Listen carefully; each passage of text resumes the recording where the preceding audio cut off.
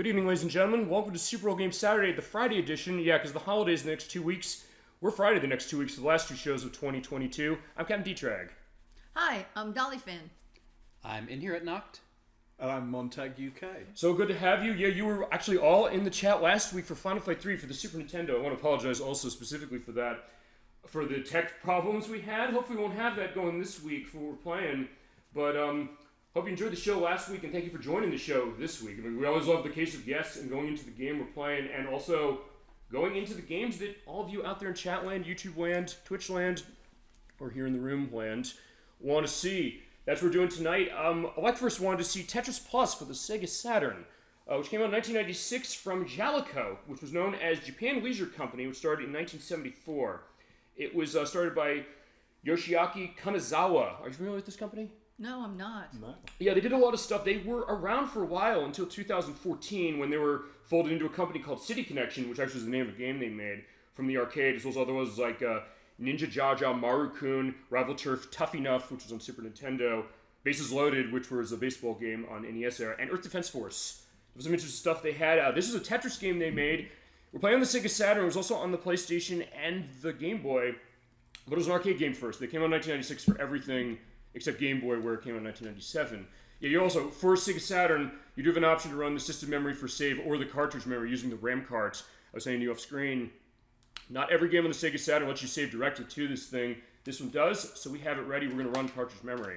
What sort of system memory do you get on a machine like that? It's internal. There's actually a watch battery. Nocturne has been on the show, has helped me with some of the stuff for Saturn. She actually usually replaced that thing with like going to the store, get a watch battery, because it usually dies quickly, although I've had this unit for like a year and a half now. What's the capacity like?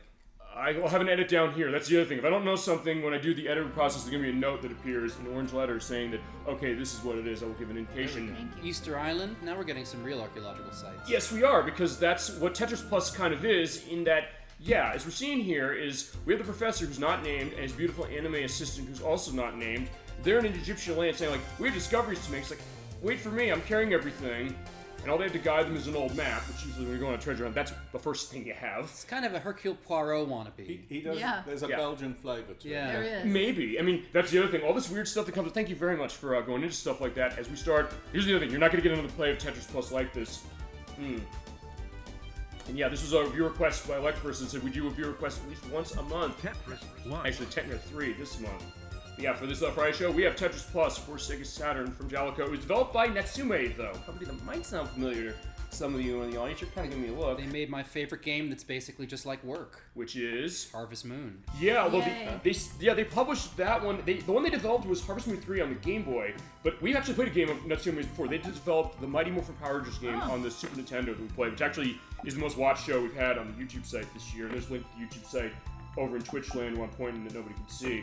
They also developed Hockey and Rocky, which brought that up last week when we went through the Wii U War Chests, as well as Wild Guns, the Ninja Warriors, and the Game Boy Color versions of Tony Hawk's Pro Skater 1 and 2. This is their Tetris element. They're going through the modes about how to play. So if you haven't played Tetris before, or if you've gone back to older methods of Tetris, you're basically creating lines across the screen. Don't hit the top, otherwise the game is over. And this also reflects the idea that this was an arcade port. Weirdly enough, though, I've never seen the arcade cabinet of this. And from what I understand, because I do my look on this, this was run on the Jalico Mega System 32 board.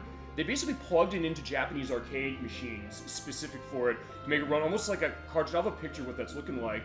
So it's not a specific cabinet for itself, but that's how they ran it, and it was an interesting one as far as how that operated. Hey ElecVerse, so good to see you tonight for Tetris Plus on the Sega Saturn. I know you said you have memories of this on PlayStation. A lot of people said that specific. I have Montag UK, I have Dolly Finn, and I have... In here at Noct. In here at Noct, I'll get that right, I'm sorry. We're so happy to see you tonight. Thank you so much for joining us. Hope you're doing well. Hope you had a good week. Hope you're going to enjoy the Friday program, the first of 2 to close out 2022. Feel free to let all your memories flow on Tetris Plus, or any other aspects of Tetris or puzzle games. The same to everybody in the room. Tetris Plus. Hi, ElecVerse. It's Dolly Finn. Yeah, it's so good to see all of you, and or see you specific. And yeah, we're gonna have a great time as far as this element of the show. And again, thank you very much. This is, as we always say, this is also a relaxing hangout at the end of the week. You've gone through a lot of stuff, whatever it might be. You just come here, relax. In your case, you're all drinking sherry. I have to be sort of not drunk. I mean, sometimes I'll drink. I mean, I technically had some Chianti before Now, we start we the should show. be clear. It's a Tio Pepe Palomino It's Fino. a very nice dry sherry. Very nice and dry. We're enjoying some Smokehouse Diamond almonds to go along with it. I think it's a very nice pairing. It does go very And with together very Tetris. well. And it With goes well with Tetris. Tetris. And it pairs with Tetris. Indeed. Also, this is the puzzle mode that's unique. Hey, Dolly Finn, so ElecVerse says he's very happy to see you and everybody. Here's the deal. This is what the puzzle mode of this game is. You have the professor there. You have to get him down to the bottom there. So you basically have to clear blocks to get through, clear lines out. When you put blocks over him, he's behind him, so he'll climb up above him. But if it's that Indiana Jones like death trap at the top of it, you're gonna lose the level. The climbing is bad. We don't want the professor to climb. Well, to start, yes, but sometimes because of how it's operating and the way they lay it out, it sometimes be very difficult to avoid. But So we'll we're not show on that. this professor's side. We are on his side. We're trying to help him until we play the two-player, in which case then we have to have the other player have him killed. My childhood right here. So good to hear that, ElecVerse. Feel free to let all the memories hold as we do on the show. As far as my memories of this game, I played this. Well, actually, Dolly Finn helped me on this one because she said, "Hey, this is on Sega Saturn. It doesn't cost a fortune." Which on Sega Saturn, especially for right. the US version, which I have in box complete. I have the instruction manual on the table here for easy reference. It's not expensive, like $50. So in that case, I was thinking, well, I was able to get that going. And I heard of this game growing up, but I never played it. Specific. The puzzle mode is the one where I spent most of my time.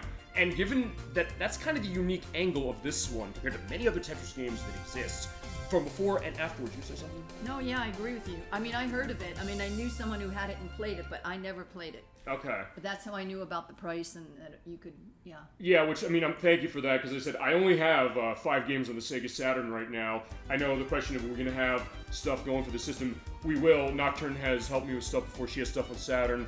Chasm22 has come in the chat before. He has stuff on Saturn that actually goes for a lot of money. He said, like, hey, I'd like to show some of these things. And as I said, I'll pick up what I can pick up and then import stuff for Japan, because just to go into this, if I have not indicated this before, I do have the Sega Saturn specific, that extra modded unit where there's a switch on the back of it you can play with Japanese imports by flipping that, which you did for Christmas nights on this weekend last year. So I guess the tradition of this weekend in the year is that when we're doing this weekend show, it's a Sega Saturn game. But in this case, it's a different one.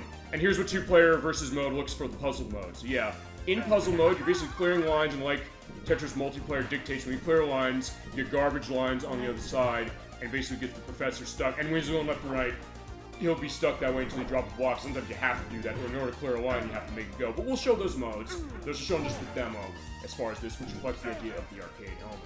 Where's his lovely assistant? We will see her. She's not going to get crushed. She's smart Okay. knowing not to go in there. All right, good. This is the game that made me fall in love with regular Tetris. Definitely something to be said that, and this was a high seller on the PlayStation specific. It was part of the greatest hits lineup on the unit. But the Saturn, not as much. And Game Boy, I guess it sold okay. I mean, there's something about style, and I know we were talking about this before we started on the show. There's old Tetris, like going back to 1984 when it was first made by Alexei Pezhinov for like old Soviet Union computers specific, and then Nintendo got the rights in the 80s, and there's actually a rare case where Nintendo did not have this going, except the Game Boy version, which they published that. But In the Soviet Union, you don't play Tetris. Tetris plays you. That's right. That does. But also, as I was telling you off screen, and we can go into this because of it, that remember when Nintendo was trying to get the license for this in the 80s, Tengen released their unlicensed version on NES, and they called, the Soviet Union called up then head of the country, Mikhail Gorbachev, saying that, yeah, you're stealing intellectual property, and they realized, no, Tengen did this without our permission. That game was pulled off the market. Ironically, it's seen as the better version on NES because it has two-player simultaneous, and there is the assistant, by the way, carrying the bag. But we'll let her, go. She will be seen here. And there's something said about that as far as the Tetris game that got you into Tetris specifically. And I'll extend this to my guests. I know you played versions of Tetris before, as far as regular Tetris as it was. We played Tetris Attack and Tetris 2, which are spin-offs of it, earlier this year. What are some other games in this franchise that made you fall for this or have a familiarity with Tetris? And feel free to just go off on that as you wish. I don't know. The only one is the one I love that I played. Tetris Attack for the Super Nintendo. Tetris Attack. Yeah, that's my favorite.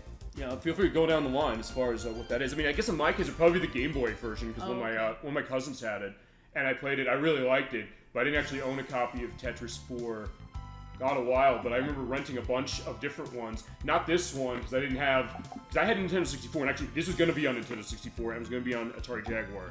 They decided not to make them for those units, so that's how that's operating. Okay, so let's just go in the demo of how to play again. We will go along. In fact, here's the video by the gaming historian going into the history of Tetris. We mentioned, oh, fantastic, ElecVerse, thank you so much. They'll go on what we call the link list, just to indicate this if you're new on the show.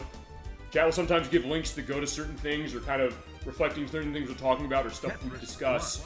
So I'll have history information for it, and when I edit this a couple of days and upload to the YouTube site, they'll have extra content that way to kind of go to it. Or as I mentioned you off screen, editing fodder. If there's anything that you say that's of interest, it can and maybe put into the edit because it might be of interest specific. Okie dokie. All right, I think with that prelude, we can get started on this one.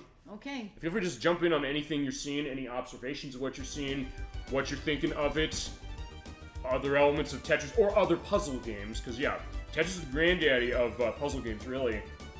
Tetris Plus. But there are a lot of other ones that, you know, might be something that got your attention, even ones maybe you didn't hear about, and, hey, that also goes to the idea that if you think we don't know about one, I might not know about it, you might be right about that, we can play it for the show. Nothing is off limits as far as that. Alright, so let's get going. And we do have 2 controllers plugged in for the purpose of doing multiplayer for this, which is a little weird in this game. We will show that element off, as well as all the modes, all of the extras of it, sort of, and everything going on here. Yeah, you have classic mode, puzzle mode, the versus, which is the 2-player of the puzzle mode. Edit mode, we can show this, which, yeah, I think, well, fine. Now, like we should mention the puzzle mode, they give you an edit mode where you're able to run down some other stuff specific as far as that. And that's going to be the idea of what this is, and then options, we'll go into that as well. Yeah, I'm trying to think, because here's the other thing. There's been a lot of other cases when it's come to Tetris games that are on other units. In fact, I know some people mentioned it to me, the Sega Genesis Mini, which, by the way, we're going to be having that go when we go to our show next week. We'll announce that at the end of the program for the schedule. They had a Tetris game that was going to be on the Sega Genesis. It was unreleased because of that stuff that was going on. Because of the same copyright dispute. Right. Yeah, although Sega was making it, but they couldn't release it. I mean, there were like cartridges made, 10 copies specifically. So you can find this on eBay maybe for like $30,000, $40,000. Wow. Insanely rare. Wow. But then when the Genesis Mini 1 unit came out, they put it on that. It's kind of weird quality. When I played it specifically, I was like, it's not great. But then again, it's also a fascination because it's the idea that it's a game that's $40,000 when most people never played. Who would So Did you say $40? 40,000. Did you say $4,000? Wow. Keep higher. So it's like the price is right. It's like Higher. just keep saying Higher. that, keep going up, and make sure Higher. you hit the actual retail price without going over.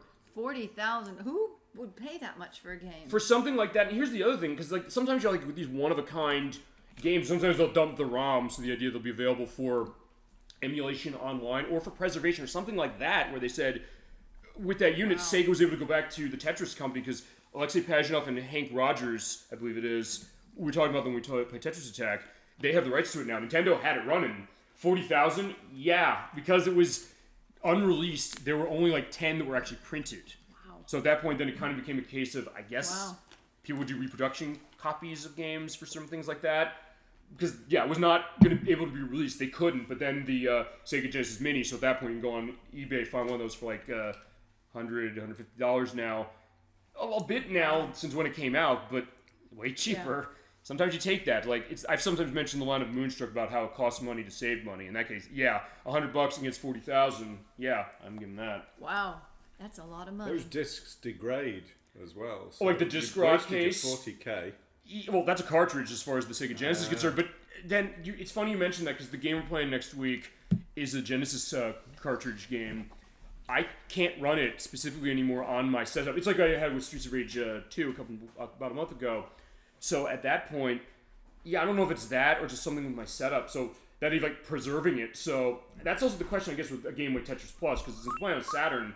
This came out about 26 years ago, as it is. That's a lot. A bit, but I mean, then the idea of being able to keep it for future reference that way. Before, actually, there's one thing, and then we'll go into the game specific. Okay. I mean, the option menu, we'll go into the game in just a second for this, because I had some of the notes. And We're that just was, recharging the Sherry for folks who are joining us on the radio and can't see the video feed. Well, there is no video feed. So that's the idea, at least not yet. Maybe someday. I mean, Nick even mentioned once to me and the Crochet Nerd 64 when we're going to see you two on the Downstage Evolution mats. Wow. We'll have to figure licensed content for some certain things, but yeah, we can feasibly make that happen. That'd be great. I'll figure for that specific. No, I get Okay. that. But as I was going to say, there is a re-release of this game, which is on the AtGames Legends Ultimate Arcade unit. They released a lot of these home arcade units. Oh, You yeah. gonna say something? I've seen Ultimate. Are these the ones that simulate the original arcade stick and Yeah. buttons Yeah. and layout? Yes. I've seen. And to be those. fair, with the Saturn, there is an arcade stick for the Saturn. You can feasibly play it with this game Yes. if you want. I don't have it. It's a shame the sequel didn't come out here. Yeah, because ElecVerse is right. There is a sequel to this, Tetris Plus 2, which was on. It came out in 1997 in the arcades. Actually, that AtGames Legends Ultimate Arcade unit does have it. So technically, there is one release of it, but the problem is that it costs a bit of money. It's basically like a home arcade Wow. unit. Okay. It's like $1,000, I think, which, considering how much an actual arcade machine costs, that's cheap. But then again, for the only release of that sequel to this, Yeah. that's a question of, yeah, that's going to be a lot. And then the question of, maybe getting a re-release. Because look, here's the other thing. Sometimes we'll mention something on the show. People's like, nobody knows what this is. And I swear to you, it's sometimes like clockwork. I mentioned something on the show, or one of my guests says something on the show. It's like, we'd like to see this come back. Next week comes and says, like, we're releasing this again. It's like, I swear I don't work for the game industry. They bug our show. I mentioned that as a joke, but maybe not as a joke. Anyway, so that's that idea. All right. So when did Tetris first appear? The first one was 1984. 84. Because I'm trying to think when I first played it, and I certainly didn't play it on the first version of the Spectrum, which came out in 82. Yeah, the ZX Spectrum. You mentioned that on the show. Thank you. You're covering the ZX Spectrum stuff. And we sort of have an answer for that as it goes, specific for some of those things we can show. But then years later, because the big criticism of the Spectrum was that it didn't have a particularly good keyboard, and so they added a better keyboard, and I bought it again probably about 88. And I think that is probably when I would have played Tetris for the first time on cassette tape. There you go. AtGames Bled, Never Again. I think I know where ElecVerse is coming from, because in some cases when it comes to the AtGames stuff, sometimes it's not always emulated properly. They made like knockoff the Genesis units where the emulation of games on it or the cartridge you can plug into it off. They also, we mentioned this when we played Donkey Kong Country earlier in the year. There's a weird dispute that's going on with Namco where Namco does not own the rights to Miss Pac-Man anymore, which I mean they didn't own it anyway initially because it was a couple of MIT graduates who reverse engineered normal Pac-Man. I'm pretty sure my dentist owned the rights to Miss Pac-Man. Or he had a machine Or my in no, the orthodontist, cabinet. wasn't it? Yeah. Oh, the idea that I remember that because Yeah, it had an arcade cabinet in the waiting room. and they said it's a free play, so you could basically play it that way. That was pretty cool as far as it, but the idea, like, question of, because sometimes mentioned this, if there's a re-release, do you trust the company that might be doing that for the re-release? AtGames, there's some weird stuff.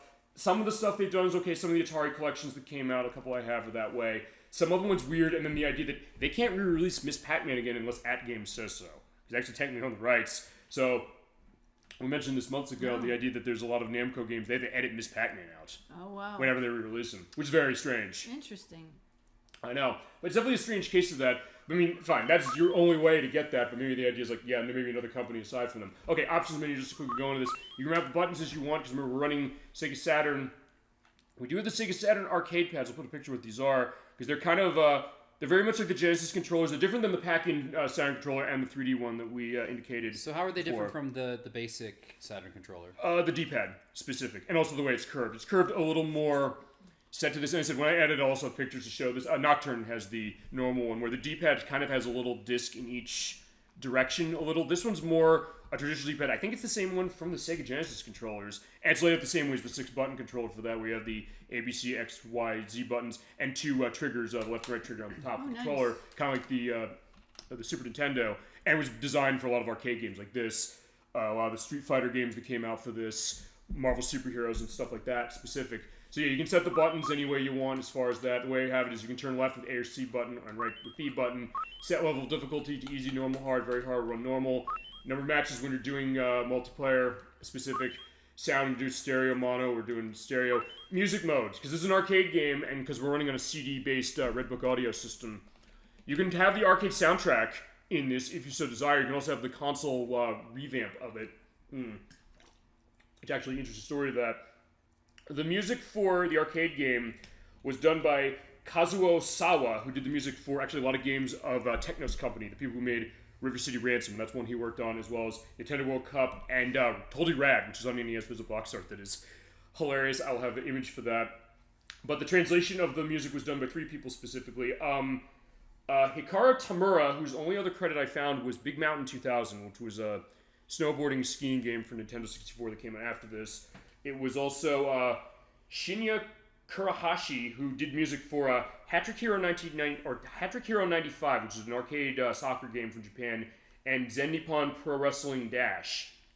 But the name that is most interesting to me, I think, on this one is Iku Mizutani. We actually heard his work before we played Mighty Morphin Power Rangers on Super Nintendo, because they're the same developers, but he also did the music for the Super Nintendo game based on Casper, the movie from 1995. Oh. It's now insanely expensive, by the way. And some of those versions, particularly the 3DO version, it doesn't work very well depending on the 3DO you have, weirdly enough, as far as how that's designed.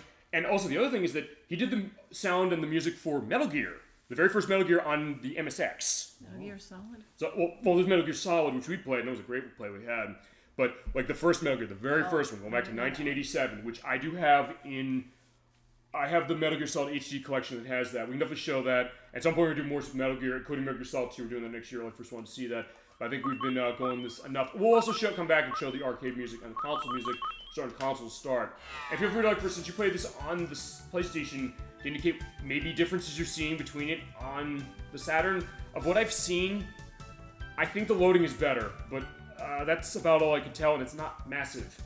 Also, here's hard to find videos in Tetris Plus, or Tetris Plus 2, but I think I found one. Thank you. So in that case, we can also look at that. I'll also look at the links, because in some cases, chat will come with interesting stuff I might not know, guests might not know, even some people in chat might not know. It's like, hey, I didn't know this is cool. So for that sequel, I've always was curious, because when I was doing the tests on this and the lookup of the data for the information to talk about this, it was interesting, like, hey, there's a sequel. Sometimes that comes up. Why has there not been a sequel? But yeah, there was. We didn't get it except that one way. And maybe, fingers crossed, we'll get another one in a more affordable way. I mean, we got that with the Teenage Mutant Ninja Turtles Cowabunga collection, where it was actually on like an arcade 1-up unit. It was like $400 or $500, and we got a collection that came out this past year for $40. All right, with that, let's start our classic Tetris. Okay. Now, one thing going for this, it is single player for this, but if any of you want to pick up the controller, if you want, or you can just sit back, you'll see press start there on the bricks there. Hit the start button and you can play with me, but the idea is that we're not going head to head. We're basically just playing specific on our own. So it's pretty much reflecting, I guess, like the carousel setup of an arcade cabinet where you have like multiple machines going to an arcade, and then they'll have it so that people can just sit down to any game they want and maybe play the game themselves. Like, hey, you don't have competitive. There are competitive methods to play this game. Unfortunately, this is not a way of it.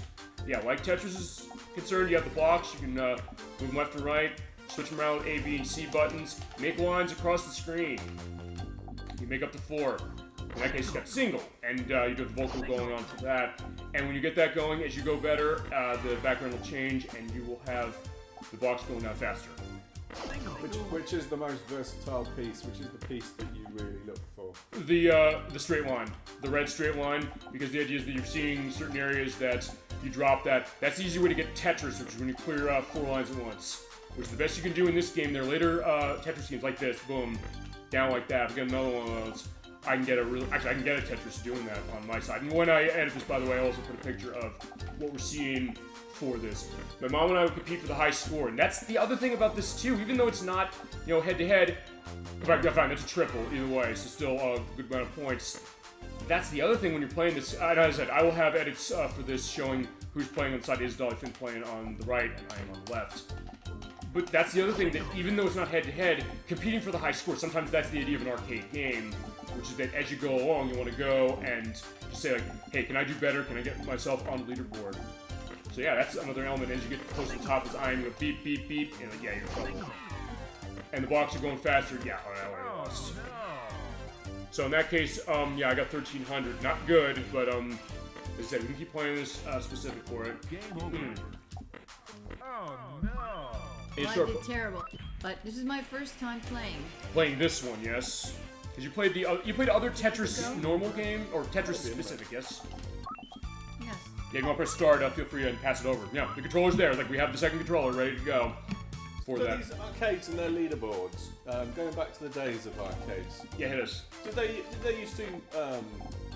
The leaderboard would get wiped when they shut the machine down at the end of the day, I'm guessing. Yes, in fact, there's an episode of Seinfeld that goes into that where George wanted to buy, he bought the Frogger machine out of somewhere, but he has the best score on it, but he couldn't, it would get deleted if he unplugged it, so he basically was trying to get this case of like going across the street with it so that it would not be erased. So that was the interesting case. Okay, there we go. We got the 4-piece there.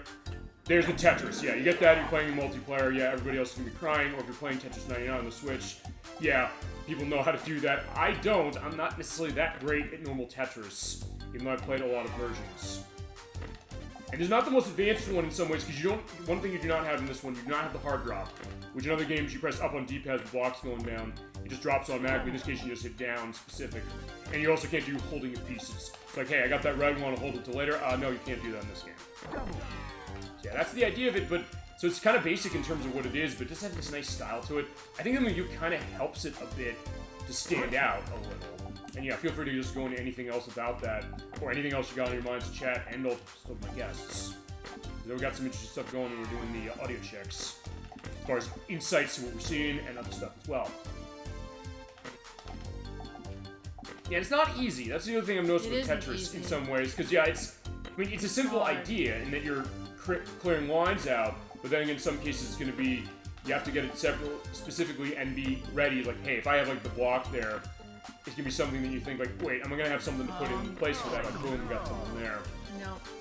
But yeah, you do have infinite plays of this, so unlike on an arcade version, you don't have to keep putting quarters in the machine. I love the different backgrounds. Yeah, there's definitely something to be said about the idea of like the world take on Tetris a little bit, and this was, well, along with that Genesis version that initially didn't get released, this is one of the earliest ones that did that, sort of, although actually, I don't know if any of you played this. I haven't played it, but I've seen it. There's a Tetris game on the CDI.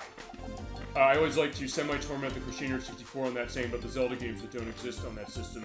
There's a Tetris on CDI that actually, from what I understand, is fine as far as how it plays. It's very Zen-like in terms of like the backgrounds, being very normal, or very, I guess, going into nature a little bit. And the music's almost Bohemian, almost kind of, not licensed that way. But yeah, something to be said about that, the idea that, hey, you're in this Egyptian area, although whether it's, you know, something that, I mean, I think we mentioned when we were doing the audio check, is it something that, you know, you remember this from your archaeology classes in school? I don't specifically, but feel free to go into that as well, because I like that discussion too. Oh, okay, well... So, I mean, at the start, you see the professor and his assistant, and his assistant is saying, yeah, we've got lots of challenges to do, etc., etc. How much did you see what I presume is the sort of narrative of the role-playing game start to blend with these sort of arcade games? And at what point did that really start to happen? You're talking about maybe, what, the story? Fine, the fact that this sort of has a story to it, and yeah, where they kind of but go the into story it. is a bit rudimentary. It doesn't really impact the gameplay. Sure. I mean, it depends on what... Because when you said role-playing game, the first thing I thought was like, hey, puzzle RPGs. In fact, actually, this goes to one thing. I first want to thank you for something. When we did the Castlevania Rebirth play about 2 months ago, I found the link of, what was that, for Tetris 2? Or Tetris Plus 2, I should say. To that. Yeah, feel free to elaborate on that, but one thing you mentioned this game, Battleship Brigade, which is on Switch, and it's on a bunch of other systems. I was at work like a couple weeks ago, or a week or so ago. Castle22 said, like, hey, what else you got on this? I showed him this. I said, I downloaded the demo of this thing. I said, like, what is this? I said, I don't know, let's play it. It kind of is an RPG, sort of, with... As far as a puzzle game, it's almost like Puzzles and Dragons a little bit, in the sense that you're this cook in a kitchen, and you're kind of create meals and things, but you have to go outside, you have to harvest, I guess, the materials for it. You have to kill the chickens outside. It plays like Odin Sphere a little bit, the Vanillaware game from PlayStation 2 and 3 and 4. And then, also, it's almost like a role-playing game, in the sense that you're basically doing cooking, so it's like a mix of, like, Odin Sphere, the Puzzles and Dragons, like a puzzle game, or Cooking Mama a little bit on top of that. The CDI game is what I found. Okay, yeah, that's gonna be an interesting one to indicate. I don't know if it's a rare one. I know the CDI stuff is rare, and I'm sort of potentially on the hook to get that, because the Crusader 64 said explicitly, quotes, listen, if you're getting one of those Zelda games to do your Super Old Game Saturday, I'll sit in and just badmouth it, because he's like, yeah, these don't exist because Nintendo didn't make them, as we've been over before. But yeah, that CDI Tetris, I don't know necessarily to that. But there's double. Feel free to go into anything else you got as far as it, because yeah, this is an interesting one, and it is fun. And as I mentioned also, the idea that because Nintendo had the lock on this franchise for so long, Sega didn't have it actually. Are you talking about Battleship Brigade? Yeah, I am. I downloaded the demo off of your suggestion when you said like we played Castlevania Rebirth on that. I said, I want to see what this is, and I love that, the idea of you getting me or anybody else telling me or other people hearing about a game I never played. I played demo and said, this game is really, really cool. I'd actually like to get it, and honestly, it's something that I think it's something I'd like to show for the show, just because of the fact I think it seems interesting. And hey, remember also any requests of audience or guests, ask you shall receive, we'll make them happen. It's unique as far as that, so thank you for bringing that to my attention, because I didn't really know what it was, but I'm really glad to have found what it was. So in that case, that's the idea of what the show really is, kind of a sharing of ideas and of other games too. And I do like that aspect of what's become and what's become over this year, because, man, we've had quite a year with this show. A lot of great games we've played, a lot of interesting games we've played, a lot of great memories we've made, a lot of discussions we've gotten into. And yeah, that's what I've really liked about that item. Unfortunately, so I lost. Well, don't But I worry, got- I'm not doing any better. Well, we'll see to that. I mean, you're definitely getting that idea. And when you do get a... I got Definitely no not on. getting any idea. I'm going to talk to. no. Okay, I did place on the leaderboard. So you do that. You can put in your name. Put in short for the show. S-O-G. Oh, you can't. Yeah, we hit start. You're saying, like, hey, to quit out? Yeah, to quit out, you go on that. Yeah, you're welcome for indicating that. Yeah, I think, again, I appreciate that so much, like, as far as that. And it's also the kind of thing that I also thank Kaz22 on this, like, what is this? I'm like, I'm glad you asked, because, like, I want to see. I downloaded the demo. I want to see what it was. And then I played it, and I said, this game's kind of awesome, actually. So, in that case, I really like that idea of it.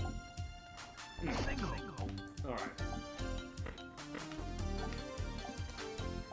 Definitely a nice feel to this one, and something, as I mentioned, relaxing, and also showing a version of this game that is not tend to be seen that much specific. So in that case, it makes it unique, and we always do that. Sometimes we'll show versions of games that, hey, you might play this on other systems, but did you know it is on this and how that operates? There's other cases of that you might indicate that. Actually, I guess there's going to be sort of something a little similar. Kind of, because Microsoft is porting the Age of Empires games to the Xbox One, Series S, and Series X in January. I'm very curious to see how that's running compared to it on the PC, compared to the old ones on the PC as it is. As it is, anyway. I think what I'm going to do is, after I finish on this one, I'm going to probably toss the controller off to whoever else wants to run this. So yeah, feel free to go into it if you want to jump on. I'm never going to beat. There's no way. I'm doing terrible now. You got a warning. I know I've got a warning. Well, I'm not good at this. Well, it's not as... I mean, here's the other thing, because you mentioned with Tetris Attack, the idea you get the music changing and saying that, oh yeah, it gets really tense. And this one's not so much the tension of that as it is just the sound of it. Now, you want to run now? Okay, this is your start, and these are your turn those turn your people up and down. Okay. Actually, to this, I want to indicate this, and I'll put, yeah, it's much you can hit playing on the right now.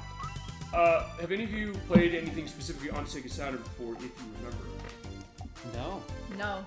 Okay. And we mentioned that before in the show, the idea that Sega Saturn didn't sell as well as the PlayStation. In Japan it did okay, but in the US not really much. So the idea like what this is like, and in my case also kind of coming to this late myself, because I didn't have one of these until last year. How do I make you go left? Press that start. How'd you go to left or right? It's left and right D-pad, but your pause hit the start button. Right, I got it. There you go. Yeah, I've honestly run in that case as well, where hey, it's kind of has that running. Once you get it down there, you can't move them over though, right? When it hits the ground. Yeah. Once You know, it hits the ground, when it you can't. hits there, it's locked, but let's Okay. keep going. Let's have to operate now. I'm gonna hit the top. Ah. Oh, Yeah, Go, full flight loss. Montag. I guess a different case. You're saying you played the ZX Spectrum version of this, but I don't even think I played that version. Or were there many variances he's of this getting on there. this? Make that one straight and go into that hole. Ooh, there he goes. Yeah, and you do have He's the gonna get fast one. drop as well. There you go. Yay. There's the single, and so that Well point done. keep going. There you go.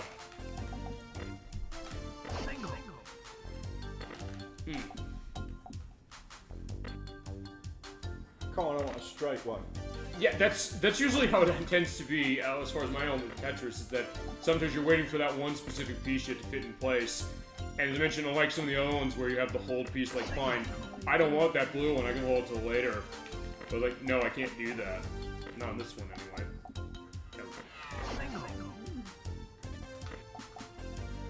Yeah, I think in that case, when I'm done, I'll probably pass it off myself. Ooh. I guess it goes to another thing with this, is that sometimes when it comes to a game like this, sometimes it's just be fun to watch like, what's going on. What's up? What does level up mean? Level up means that the difficulty is increased, and then the speed of the block's descent is increasing. The Crusader 64 gets nervous about that specifically when he says like, "Oh no, it's going so fast, I'm getting very nervous." But the idea, like, you know, how that's going. Oh god, I'm gonna get myself losing. You're doing great, Montag UK, for being your first time doing this. You got a couple of those already. You've gotten a higher score than I've gotten. You sound like you're having fun. I'm kind of jealous. I mean, there's something to be said about that. Like, look, we always have fun on the show as far as how it is, but hey, the idea is that, yeah, if you're not, even though you might not be with us, ElecVerse, for that, that's fine. We're bringing that fun to you as much as we can have it because the idea of this operating boom. Now, we enjoy having you. Well, we absolutely do because, you know, in some ways, and I've said this before, the idea of what is the idea of the show, you kind of helped indicate to that along with other people you've had on show that way also. And the idea of, like, what is it going to be like if you're in the room with us playing a game like this? I mean, look, we're 2 days from Christmas. We're pointing that out specific. And when you really think about this, and, okay, you're going to take on your name. Tell me your name again. I keep forgetting. My name is Inheritnocht. Inheritnocht. You've known me a while. It's that name is not for Inheritnocht. I did that with the careerish when we played Guns And of Heroes. I've had this handle since 2003. There you go. And I think there's someone listening in who can vouch for that. Okay. Yeah, as far as that, go ahead. Press the start button. Could you remind me of the controls? It is moving left and right on D-pad. Drop down with down on D-pad and switching blocks A, B, and C. Rotating? Turn around. Yep. Which is rotate left, right? Left, right? Yeah, A and C are left, and I believe B is right. Montag, are they listening to you? No, I think they are, as far as what was in. He's talking to the controller now. ElecVerse, Montag is talking to the controller. Well, that's sometimes. Thinking it has a mind of its own. Well, remember, that's sometimes what happens. When you get so into a game of any kind, sometimes you're like, yeah, no, I meant to go this way, or so, like, you know, cooperate, you know? And it goes to that idea of what that, I guess, what gaming can be. As I said, since we're like 2 days out from Christmas, A, that's why we're having it tonight, but also because... Wait, what? 2 days out from Christmas? I know, shockingly. It doesn't feel like it. It feels like it's, well, it's like a week from now, as far as how it is. But that idea, because actually, I want to go back to something. When we played Christmas Nights last year, I said, are there necessarily holiday games that are explicitly about Christmas or themed around? And there are, you can dig around and find them. But you said something, and this kind of stuck with me, specific. You said, quote, maybe in a lot of cases the games you remember playing at Christmas, whether it's with friends or family, cases of getting, you know, a game like this, either as a gift or with other people, playing with other people. There's a blizzard outside right now. I mean, I get that idea. It's like the idea of like where the snow is coming from. It seems like it's massive. Yeah, we're having snow here too. I guess like there's the idea of winter. So at least you're dreaming of a white Christmas, feasibly. You'll have that idea, or the white holidays, whatever it might be for you. But the idea of how that is actually brought up when we were doing Mickey, Magical Quest for Mickey Mouse a month ago. But yeah, I mean, that's the idea. Like when at Christmas, a lot of times, like or any holiday specific, you get a game, or you might be an experience of that. Like, hey, let's play something specific to it. All right, that is. Montag's handing it back to me. All right, yeah. In that case, this is also be good for the edit because at that point the names are going to change on top. So like all the handles will show like who's playing here and all of that, which is unique that way too. Because like. I guess in some ways it's been a little bit of a blind spot we had on the show. We did how is multiplayer handling for stuff. I've liked that we've had that going. It's like with Christmas now that we're at that, you sometimes like have experience like playing certain games with people at Christmas, getting certain things, and it's like bring your crowd around. I mean, especially something like Tetris where it's something that is pretty easy to understand in some ways as far as kind of coming to it. And the question, what is it going to be? How's it going to run? And also, what weird stuff is going to go, or also what's going to be the challenge. Correct. As you go along, there you go. And also the other thing, you know, getting better as you go along. In fact, I think Dolphin, you mentioned this when you did Tetris Attack, the idea that as you keep playing, you kind of have your skills increase. Oh, yeah, you definitely do. You gotta get better, otherwise I can't get worse, personally. Well, I mean, but sometimes it also goes to the idea of games as far as like approachability, and if you want to continue to hit the start button specific, so there you go. Yeah, I mean, in that case, as I said, that's kind of what I like the idea of the show being, and thank you for bringing that insight up. And that's the other thing, which is that, look, I might do shows myself as far as this, but of course I want to have other guests on, which we're doing, and now we're at that point as well.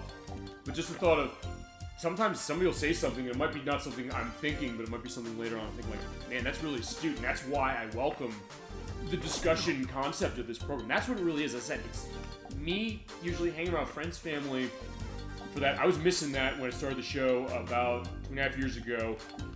in July of 2020, specifically. Like, I was not seeing people because they were cordoned away as far as COVID was concerned, or working from home.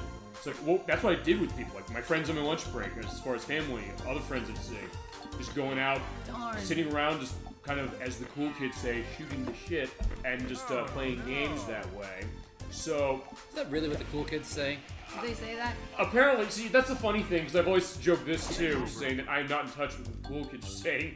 But vis-a-vis them, I mean, maybe there's some people playing it. See, I'm not necessarily in the lingo all the time when it comes to that. Sometimes maybe my idea, or it's like, and I think there might be a potential edit of this. Gen Z cool kids or millennial cool kids? It depends, really. I mean, I guess it depends on age specific. Or I always think of that episode of 30 Rock that had Steve Buscemi in it, where he's like, he comes in wearing the, out of the picture to reflect this skating outfit and the backwards cap. He says, "How do you do, fellow kids?" So it's almost like that way. Although in my case, like, look, I'm not necessarily trying to be cool. I'm just saying that that's kind of cool. Well, yeah, I'm hip. I'm with it. Yeah, we've mentioned that with Austin Powers. There's a couple games based on that I wanted to show. I have the Austin Powers pinball on PlayStation. So I'm going to show. That's a weird one. And when I get PC situated, which Nikki will help with next year, I'd like to show Operation Trivia. Actually, I don't know. You think you played that one? What was that? It was Austin Powers Operation Trivia. It's on the PC. It's like You Don't Know Jack. In fact, a lot of the same people. I think it was Jellyvision who made You Don't Know Jack, published it. And it plays very much like this quick, rapid, quiz game. Actually, another game that I know people play at, at holiday time, like the Jackbox party stuff now. They play You Don't Know Jack with people. Like, just all these random things going as far as a great party game. I wish we would get the modern re-release. Well, yeah, we're making the wish out there now, specific. I mean, you're not alone, and as I said, there technically is one, but then the idea of like a cheaper one, and the idea of bringing this back, which, I mean, as I've said this before, nothing's really out of the realm of possibility for that anymore, because a lot of companies, I think, are realizing we can put, I guess, money down to say that we're going to go get a license for something, which that would be the case for this one. They have to get the license from the Tetris company to put it out again, to bring it to a new generation, or maybe do like updates to it in the sense of saying like, hey, we'll maybe put in an online mode. Think about that. That'd be cool, so that if you don't have people right next to you to play with, you can go online and there'll be people to play with that way. Oh, I'm gonna be. I think there'd be a market for that, even with other games like Tetris 99 that have online to them. Watch, knowing our luck as far as the show, seems like whenever we mention something we wish would happen, maybe the next week the company's like, by the way, we're making this. Like, I swear I don't plan that. It just seems like sometimes it just happens. Hey, we're putting the idea out there. That's the other thing, is that some people have sometimes said that, hey, would a game like this be something that a whole lot of people remember? I mean, it sold well when it came out. There are a lot of people I know. The Crusader64 said, I played this on the PlayStation. I have familiarity with this. I can imagine that there would be a lot of people who would eat this up. Yeah, I bet there would be. Yeah, I mean, so there's something to be said about that as well, Oh, and you're in Stonehenge. Yeah. Where the demons dwell? Yes. Oh, Where we the brought banshees live? Yeah, we brought that when we played Top Gear on Super Nintendo. That was another one ElecVerse wanted to see. Because we're actually in Stonehenge. It does bring that up as well. Where a man's a man and the children dance to the... something. You remember the lyrics better than I did when we played that game. Because I did the intro and I did it totally wrong. And I like the words on the bottom. So like, no, I'm not getting this right, but this is what they really were saying as far as the intro. Knows. They were. Or what they were doing. The legend remains. You, the living rock, stone. That was amazing. Oh my god. Thank you so much for that. I mean, they re-released Tetris the Grandmaster recently. Come on, Jalaco. The audience, that wasn't me. What? Oh, yeah, there you go. Sometimes that's surprise. I mean, they re-released Tetris the Grandmaster recently, so come on, Jalaco, give it to me along with Tetris 2 and Tetris Plus 2 and Bubble Pop. No, it's great as far as you.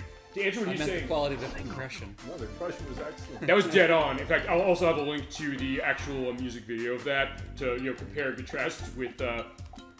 Was it what was it? I'm sorry, I keep forgetting it. Inherent Knock? Inherent Knock, yeah. Inherent Knock can moonlight for who is it who played who is it who played Nigel, what's his name? Oh, Michael McKean? Michael McKean. Okay, so yeah, there you go, perfect. Yeah, so you go back to what ElecVerse was saying, he said, yeah, Tetris the Grandmaster, that did get re-released. It was an arcade game that came out in 1998. They put it on the Switch as far as the arcade archive set up. And then Jalico re-releasing potentially Tetris Plus 2 and Super Bubble Pop, which I know you mentioned Super Bubble Pop when we played Tetris 2. At some point, I do want to get that, which is on the GameCube. It's on the it's on the GameCube. It's on the Xbox. It's on the Game Boy Advance, and that's on the PlayStation 1. It's not on the PlayStation 2, weirdly enough. And that was a late one. It was 2002. So the idea, you're right, getting that, or specifically as far as Jalico, get it to City Connection, which do tons of stuff for that Switch Online or the actually, yeah, for Switch Online, but also for the Arcade Archive. So, you know, it might be one of those things that, yeah, I'll go buy that Tetris Grandmaster to show that, yeah, there's a market for that. And that game never got re-released. Talk about another arcade Tetris game for it. I'll have to pick that up, maybe to get send the message that, yeah, you know, we'd like this. I think there are a lot of people who would, and as I said, for Super Bubble Pop, for sure, we can definitely play that one. And Tetris Grandmaster, as far as how it is. So yeah, ElecVerse is a good idea to City Connection, which is the company that Jalico is now known as. So yeah, here are suggestions. It's not me, or I mean, it's not me giving an idea. It's like guests giving an idea, saying that, hey, here's what we can do. Here's an idea, and then look, people realize like they have good ideas, and they come around. I mean, we beg for stuff that way, but sometimes get it. So yeah, there you go.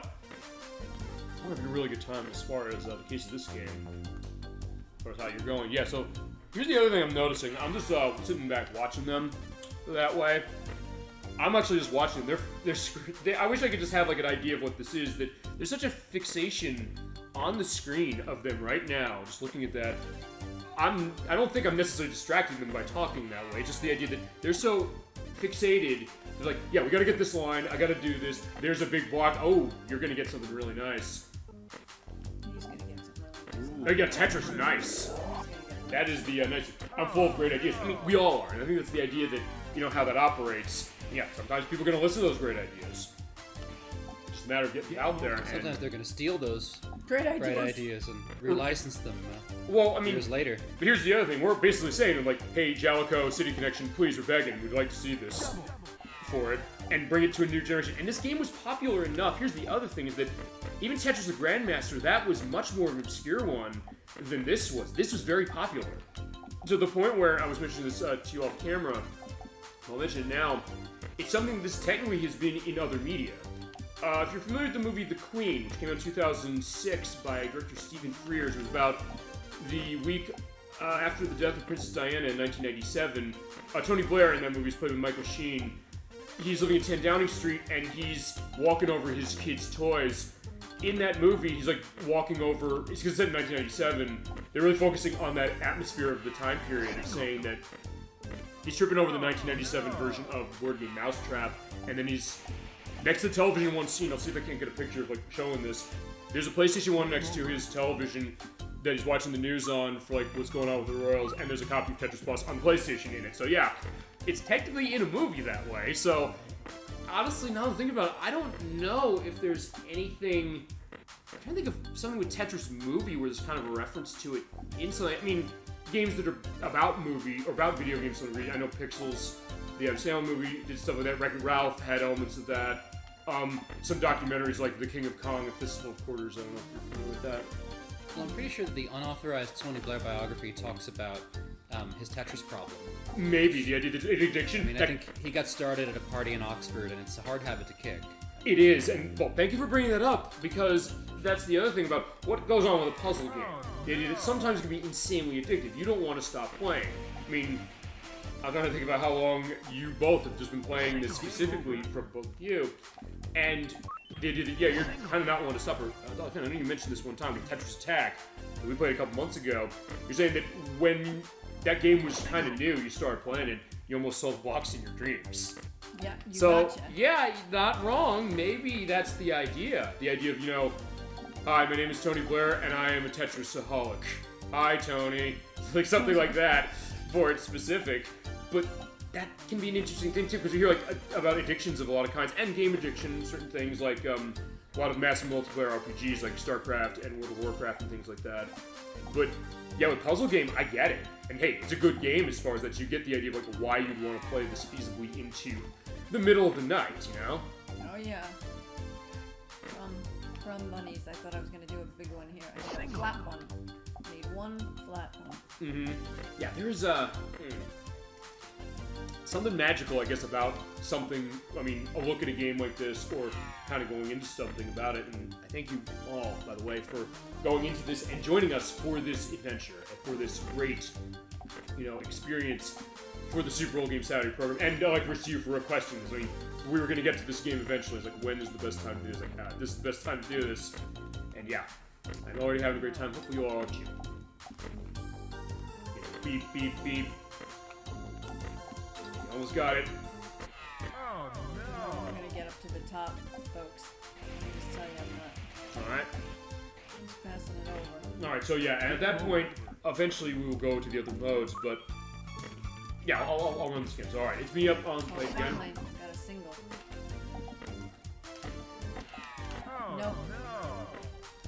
Jeez Louise. Wow. Just a dumb question. Where did Tetris come from? What does Tetris mean? What it means, it basically is, it's regarding the fact that the blocks have four parts to them, because these blocks are called tetraminos. And I think it might be, I don't know if, maybe this is not right. Chad, correct me if this is not right, or anybody here as well. I think it might be derived from the Russian word for I don't know, maybe not, but I mean, that was, I know, what Alexei Pajinov indicated. I think that link that ElecVerse gave to the game historian might go into that a little bit, as far as like what the name is. But I think it's regarding stuff with 4 specific. Alright. Like tetrahedron. Yeah, that could be it, honestly. Alright, also actually, I'll indicate this, I kind of didn't specifically indicate this. A friend of ours also is actually, here's the funny thing, they're not in the chat specific, but they are actually, this is the first of the show actually, so I'm indicated this. We'll give the indication to Despina417. They're communicating with us by phone, actually, so they're in the chat that way. So, hi to you, Despina417. Thank you so much for tuning in to the show, and hope you're enjoying what we've got here. Saying, have you ever played Eternal Champions for the show? By Sega. No, I have not played that for the show. I have it on the Sega Genesis Mini unit, and also she can vouch for the old handle as far as Inherent Knox. I basically, just every time I look at you, I'll like say your name. And also Artemis has joined us, ElecVerse Cat as well. There you go. So, yeah, Hi, Artemis. There you go. Hi, Artemis. It's so good to see that Artemis was in the show a couple weeks ago. We did Mega Man X4 and Nocturne's Cat as well. So yeah, we had that on going. As far as okay, to answer the question on Eternal Champions, we've not played it for the show. We can play it for the show. Absolutely. Have you played Eternal Champions? No. It's a Sega Genesis fighting game that came out in 1994.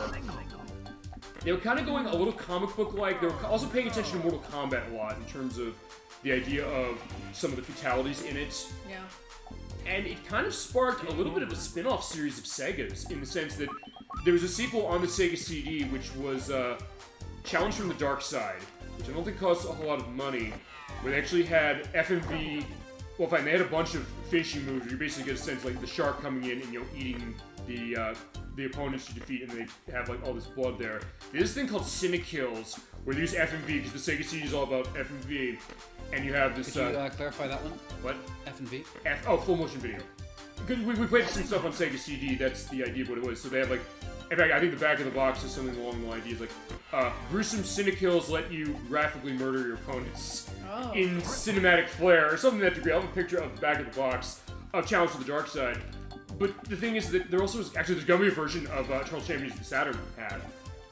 I can't remember what the name of it was. It was actually in development. It got canceled. I think they had some ideas for it. And then there were some other spin-offs like Chicago Enforcer, which was on the Game Gear, and the game that sort of kind of killed the franchise, which was Experts on the Sega Genesis, was a spin-off with one of the characters, like this 2D brawler a little bit, that had one of the characters whose name escapes me at the moment, but I'll have an edit indicating who they are, just going around fighting things, and like one piece of music, like voiceover. It has like digitized graphics, almost like Sonic 3D Blast or Vector Man a little bit.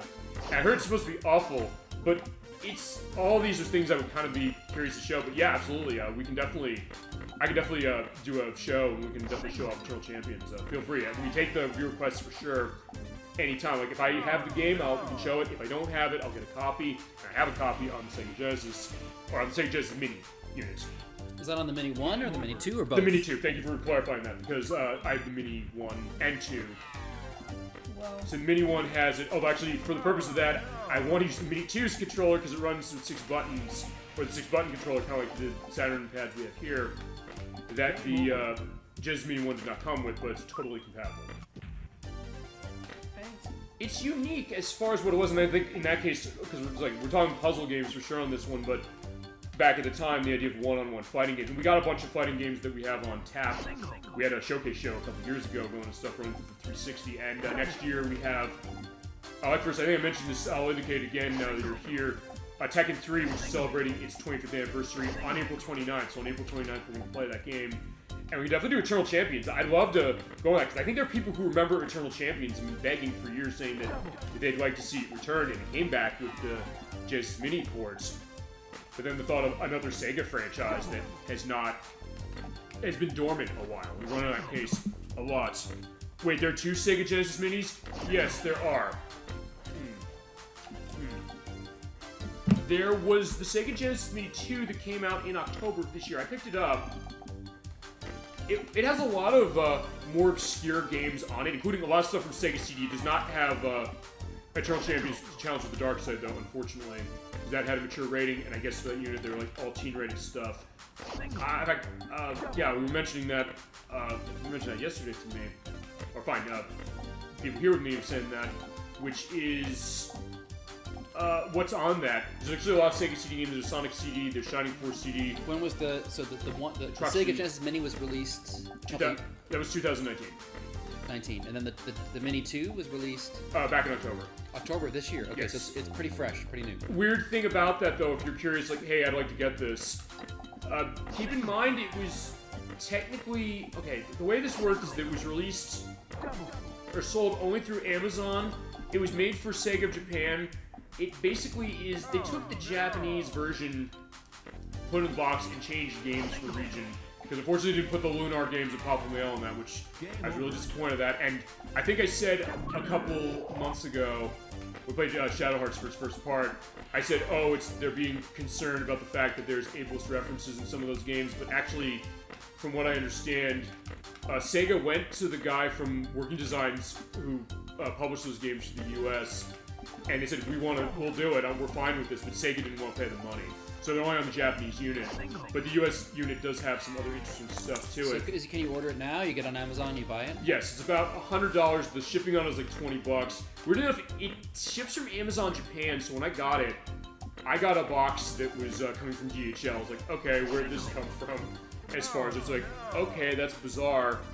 I mean, it's a decent unit. So can you tell us a little bit about the form factor? I'll have a picture of the form factor too. It is in the style of the Sega Genesis Model 2 unit. The Mini 1 is in the element of the Model 1. The 2 is in the form of Model 2, the one with the buttons on the front of it, although they have Japan's design for the power switch where you flip it that way. And it comes with only one controller in the box, unlike the other one where it had 2. But are the controllers cross-compatible across the two units? They are. In fact, that was the first thing I checked. I checked it with the Turtle Champions, actually. I said, hey, Turtle Champions on the Mini 1, they only give you the 3-button Genesis controllers for it. And I said, can I plug this into my Genesis Mini 1 and use it? And the answer is yes, you can. I mean, you could feasibly plug any USB controller into the Genesis Mini because it is very compatible with other It's a USB controller. Yeah, although you say that, but not every system, or all these mini units don't always have the full controller compatibility you think. I have the TurboGrafx 16 Mini. I don't know if you're familiar with the TurboGrafx 16, specifically as far as the system. That's something that costs a lot of money now, that unit. It uses USB 2, but you can't just plug in any controller you want into it. Konami released that because they have all the TurboGrafx stuff now, but you actually have to use the specific controllers for that, and they only gave you one. And the system had 5-player support, so like, yeah, you have to find those controllers, which don't come cheap if you want to play multiplayer that way. Whereas with the Sega Genesis Mini, Mini 2 only has the one for the 6-button, unfortunately, but the Mini 1, the Mini 1 has 2, 3-button, the Mini 2 has 1 for 6-button, but they go all across both units. Which is it's good because there's 6-button controllers, so that, like, yeah. It's hard to play Street Fighter 2 or Eternal Champions without 6 buttons. In fact, I know on the Mini 2 unit, they have Ranger X on there, which is a game I think they said is specifically recommended to be used with that 6-button pad, as it is. Hey, got to level 7 or 8. Oh no, level 7? Oh fine, somebody got to level 7. Oh shit, I'm losing. Good job. Also, I had to order the 6-button controller off of Amazon just to play Eternal Champions. Okay, so Despina 417, you just decided, yeah, you know what, cut the middleman out. Let's just do this, because yeah, I guess you really have a fandom of Eternal Champions. And that's the other thing I said before we started the show, and the other thing you know, Montauk UK, you know, because you've been on the show before, anything come up in this show, like, we'll just have discussions on what it is, and go into that. And the idea of, the thought of, maybe, sometimes it's the thought of, hey, there's this one specific game that you love, or you have a personal connection with, the thought of, does anybody remember this? And even if it's a case where I've played it, or people who are guests on the show haven't played it, it also means it's great material we can do for the show and show off a different perspective. I mean, as I mentioned, I've been mentioning recommended games by people all the time I had not played or even heard a whole lot of. I'm glad they did. I really am. Game over. I don't know, to chat as well as my guests here, things like games like that. Games you thought that, hey... Take us back to 1996. What were the games that were sort of contemporary to this? On the Saturn or on everything? On everything. 96 was the year they released the N64. He's right about that. Actually, before I get into that, Artem is sitting here watching you all play. Okay, so there you go. We mentioned a couple weeks ago the idea, like, how would Artemis be as a gamer? The idea that, hey, he's watching, he's taking notes. He's like, okay, do this, drop the block here, try and get the single or maybe something better. But, yeah, as far as what was contemporary, as was indicated, yeah, the Nintendo 64 just come out, with 2 games, and there were going to be no further games available for quite a while. For about a month. What were those? You want to go into that? Well, the first 2 games that came out were Mario 64 and Pilot Wings. Yeah, we played Pilot Wings on the show, and they re-released it on Switch Online expansion pack, and I was ecstatic. And the subsequent games, now there I'm struggling a little bit more. Well, there was Wave Race 64, which we also played on the show. That's right, Wave Race, which was a really good game, actually. That's a great game. There was That was a good game. When we played it for the show, we had a great time doing that. And when we come back to Wave Race, we'll probably do Storm on GameCube. There was next was our fighting game, Mortal Kombat Trilogy, as well as Killer Instinct Gold. There was Star Wars Shadows of the Empire. That's right. Star Wars Shadows of the Empire was an interesting game. It was I remember it was quite expensive. Yeah, because remember, Nintendo 64 games cost a lot because of cartridge, and you can see they're like $70. Now you're seeing $70 games on Xbox Series X and S and PlayStation 5. Although inflation adjusted, they're pretty cheap now. I guess, although based upon that. Actually, yeah, with Shadows of the Empire, it does not cost a massive amount now. I think I saw listings on that on eBay where they're like completing box like $30, which on N64 you don't really see. And that game was based on a novel in the Star Wars universe that takes place in between, or sort of concurrent with and in between The Empire Strikes Back and Return to the Jedi. Yeah, that's correct. Like, yeah, you have this Shadows of the Empire knowledge for sure on that one. We can play that game, by the way, just to give an indication. I think I might have to turn the music down because it's going to be licensed content. But that being said, we can definitely show. You want to call dibs on Shadows of the Empire, we can make Shadows of the Empire happen. Just trying to remember, I think it opens with the Battle of Hoth. It does, yes. And that's what everybody remembers on that game, and I'll picture indicate that. I think because it was a mixture of a first-person shooter kind of and a kind of a what would you call it, like a fighter, star fighter type thing. I'd say like a flight simulator. Flight simulator, yeah. Yeah, because it was kind of a mix of those two. They called them the Commando stages. We were playing as Dash Rendar, who's an old smuggling buddy of Han Solo. In terms of that, and yeah, he's right. Like, I remember when we saw the Battle of Hoth scene. Actually, this is a funny thing because actually, at the time, I had not seen the Star Wars movies. I think you grew up on them, correct? About that. I think they were the sort of special edition Star Wars movies had been recently released. They were just coming out. They were going to be out, I think, the month after this. So I think the timing was very effective, shall we say? Actually, from what I understand, apparently, the way that was indicated, the reason that game was made, I think, was actually kind of to gauge interest of stuff with Star Wars. Would people want to see the prequels? If they want to see other stuff? Somebody's like, hey, you technically played a marketing tie-in, but that being said, it was something that, yeah, the idea of like being engrossed in that Star Wars world, and there was the Super Star Wars games on the Super Nintendo. There was the, I remember ever played this, the Game Gear Star Wars game. Game over. Which actually was really interesting. When I get the Retron 5 at some point, I can show that one. But the idea of, yeah, you were living that movie, you were hearing the actual music, like, oh my god, we're on Hoth. It's incredible that way. Also, have you ever watched any of the classic Tetris NES World Championships on YouTube? I have not. I will have to put a link to that, or if you have one, I would love to see that. I mean, I was showing you for Tetris Attack the idea of there was a tournament that was at a convention at one point, and basically what they had for that was that people were playing for like a half an hour, pretty much, just trying to, you know, beat each other to win. But the idea of like, people who are really, really good at this game, I understood that. I also understood how much I can tend to suck at Tetris of any kind, you know, normal Tetris style like this. Well, I mean, if you ever play Tetris 99 on the Switch, we have 99 players at once online. The idea that I'm constantly getting hit with Tetris stuff and I have like the 4 lines going like almost at the top right away. Should we not hate the 99 players but only hate the game? Yeah, that's a possibility, but then again, they don't know. I mean, they don't know who they're sending to unless they have the directing of their garbage box that way, which you can do in that version. It is unique, but also, because I said, wait a minute, how are they doing this? And I actually, the way they tend to do this, I looked into one thing to answer your question this way, which is, how are people really good at that game? Basically, they just set up a tall tower the way that we're seeing here, and they basically just have kind of areas on it, and oh shit, the tech went down again, god damn it. Unfortunately, yes. Well, we'll see. Hopefully the edit won't be a problem. No, I hope not. You know what, fine. Play here, as we'll see. It's saying low bandwidth, maybe I can figure this. Otherwise the edit will save us. Okay. Alright, so. Shit, unfortunately. We'll see what you can do. Tetris 99 is the definition of insanity. Hopefully you're hearing that. Fine, it's saying low bandwidth, but also showing nothing here. Oh no. Okay. It's working on our end, yes, but as far as the screen there... Game over. Uh-oh, stream's off, shit. Yeah, I knew this was gonna happen, unfortunately. We have this element, but... Alright, let's see what I can do. I'm gonna try and get the stream set. I will, we'll be right back. And we're back, yeah, sorry about that. I don't know what happened, but I think we're good.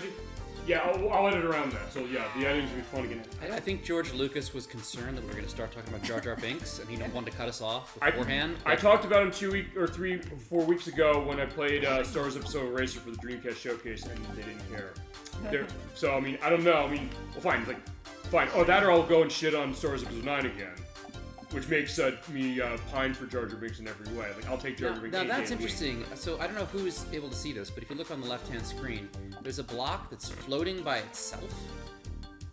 Where? Yeah, there is. Now, how is that possible? Is that a glitch? I want to try to avoid losing, but I also don't want to disturb it, so you can see what's happening. Do you see that blue one that's hanging off by itself right over there? No. It's. I guess I can't point. You can point specifically. I'll put an edit in. Well, I can pause. I'm gonna stand up, and you unpause, and and I'll tell you when I'm gonna point at it. And I'll also I'll put a picture right there of. Oh, in the background? Yeah. Unpause and I'll point. Okay. That guy right there. Yeah. Oh, it's on its own? Floating, and it seems like some kind of a weird glitch in the game, and I noticed it crop up. I wasn't sure. God. How it Okay, happened. I can answer that. I can answer that. Really? Because it's not. I don't think it is. Because here's the thing: when you clear lines in Tetris, in fact, Dolphin I think is gonna clear one in just a second. Oh, you cleared a line and it was left as an orphan. It leaves an orphan. Yeah, exactly. You got it. Which is that when you do that, it does not get rid of the whole line. And if you want to start to continue or not. Now that's an interesting melody. Let's hang on a second. Oh yeah, we will. What does that sound like? It's almost like, "Don't you want me, baby?" It's Oh, actually the turning. human It's lead? actually turning the melody upside down. Okay. For the first piece, I believe, and then. So I wouldn't be surprised if that's a little bit of. A nod. Yeah. You were working as a waitress In a hotel hall. bar. Well, That much is In a true. Tetris bar. I was In a working as a Tetris. research assistant in an archaeological dig when I met you. You know, it's fitting that way because actually I've been blasting Dare by the Human League all week as far as off work has been concerned. So yeah, thank you for indicating that. Actually, you were mentioning Pilot Wings. There's a. Let's listen to it.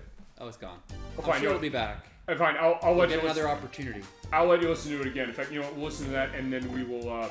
Let's see if we can figure out what they've done there with that music. Okay, let's do that. I just lost. So I'll pop up again. Have the game over, girls.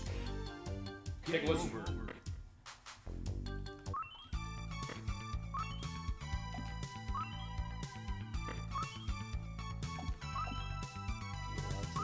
That's a copyright lawsuit waiting to happen. Isn't it? Or, well, yes and no, because because we were mentioning Piling 64 for that, which was that in that game, the gyrocopter theme, that there's a bar in that goes do do do do do do do, which sounds a little bit like Celebration by the Kool and the Gang.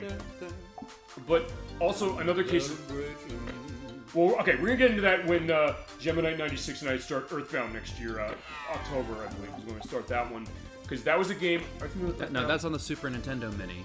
It is, yes. And I tried playing through that, and it did not quite capture my attention. You but played it. I am willing to give it another try, although at the time I remember thinking, when is this going to get interesting? It is a bit of a slow burn, that is true. But Gemini 96, he loves that game. He loves every game in that franchise. Even the one that Nintendo hasn't released over here, the Mother 3. But yeah, for that game, there's a lot of music in it that actually for years it was thought, is it going to be a licensed content case that they couldn't relicense it? There's like songs that sound almost like something like Rick Osaka. Yeah, from the Cars specific. Or also, like, there's one piece of music that sounds like the intro keyboard thing of Won't Get Fooled Again by The Who. If you were thinking, like, is that a reason? Or if you ever played Chrono Trigger? I don't think so. Which is by Square. It was on Super Nintendo as well. There's a piece of music in that the riff of it sounds a little bit like Never Gonna Give You Up by Rick Astley. And for years people were saying, was that something you intended? And then the question, I think he said, like, no, it was a coincidence. And it was kind of indicated that, yeah, it was. He's like, I'd never heard this. It was kind of a question to that. But some cases where, I'm trying to think of a good example of a game where, I guess there was a license case where,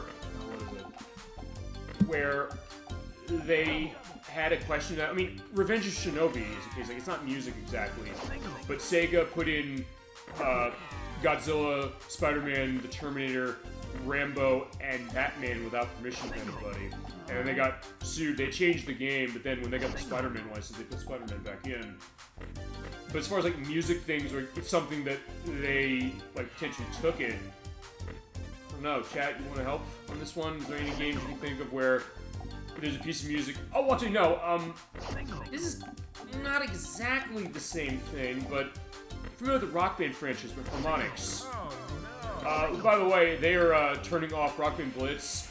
I'm gonna probably do an off-screen record for that, or something I can show without legal concern on that one when we do our delisted Xbox Live game night.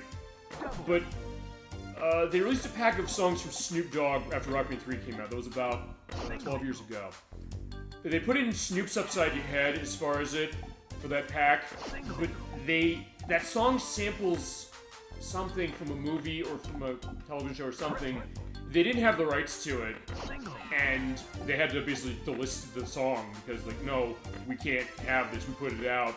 We licensed the song from him, but they're like, well, no, it was that element. There's also something similar with "I'm the Man" by Anthrax. I guess that one they were able to figure because that is a sample of "Master of Puppets" by Metallica, which.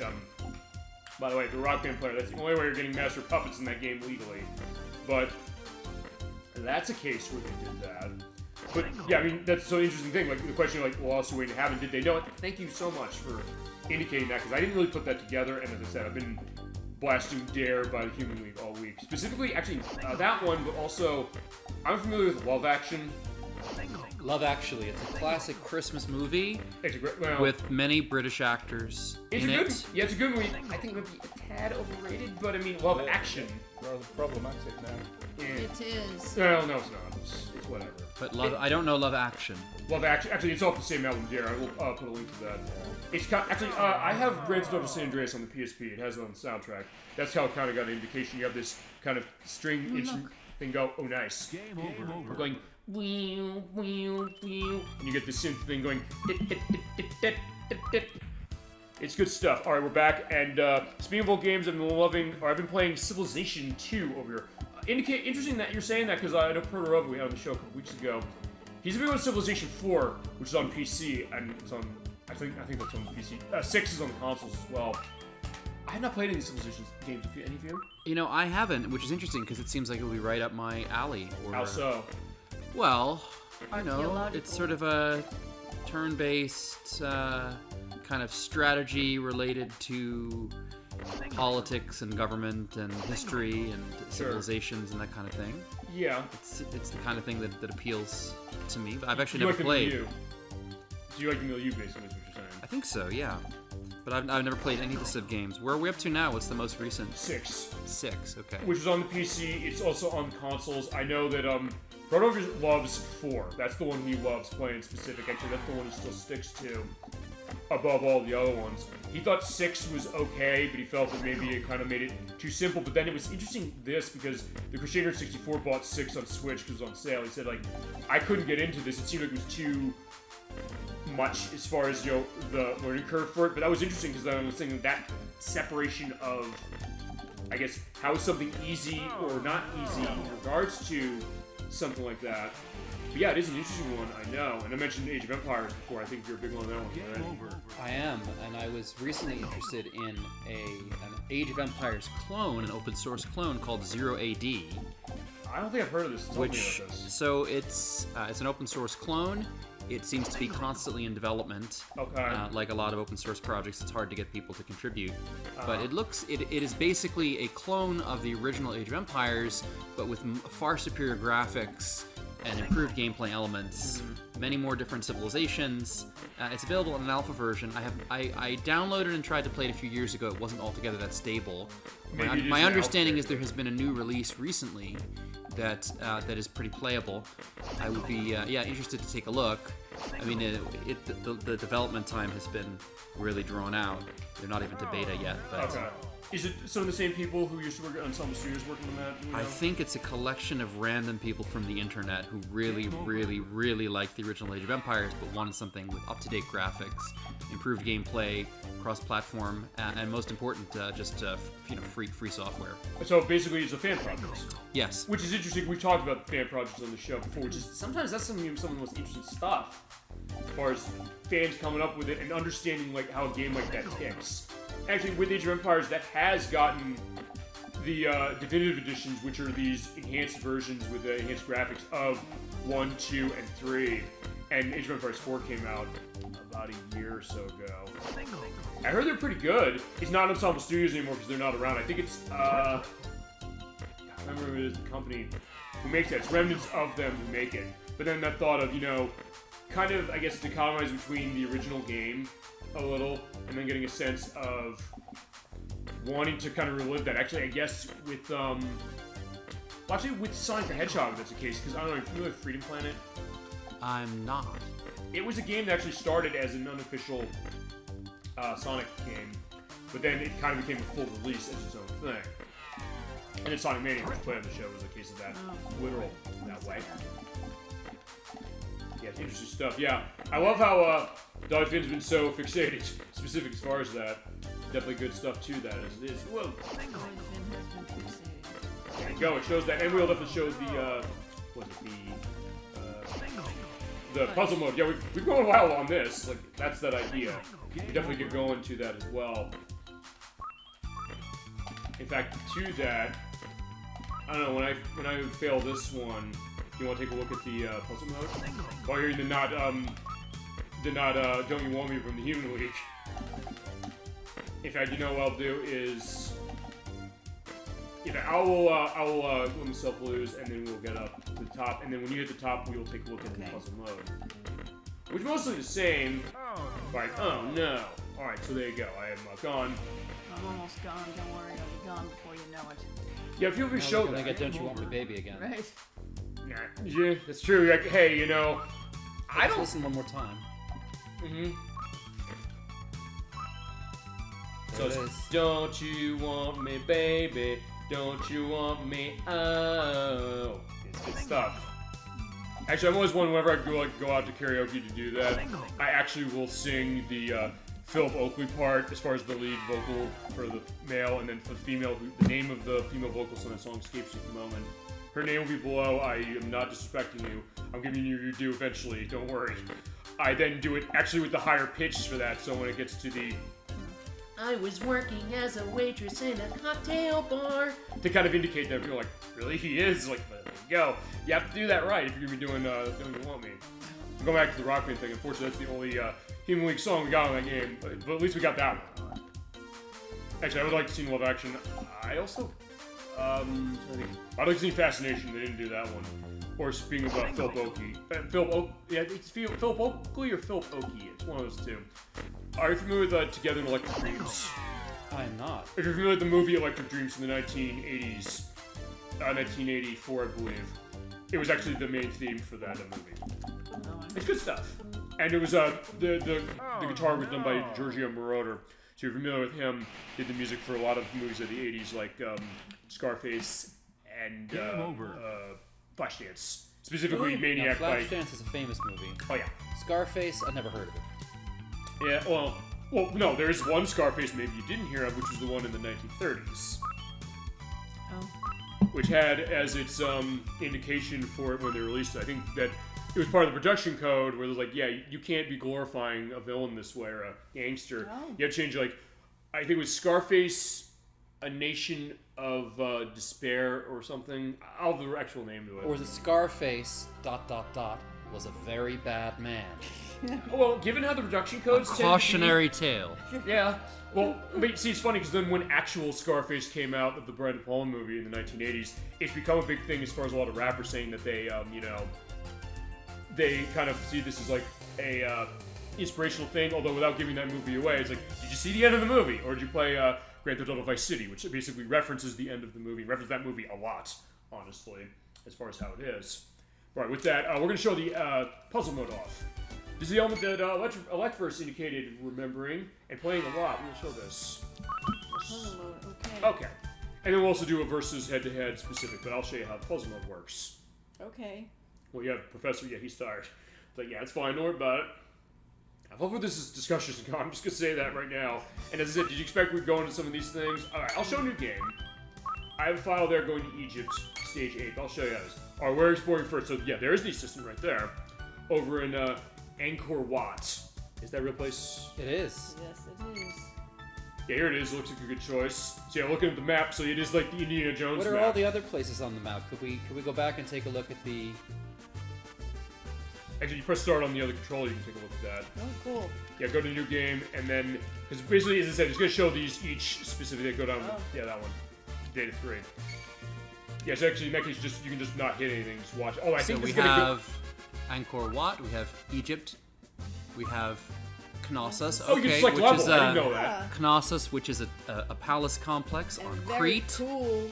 from the Minoan period. Okay. It was excavated by Sir Arthur Evans.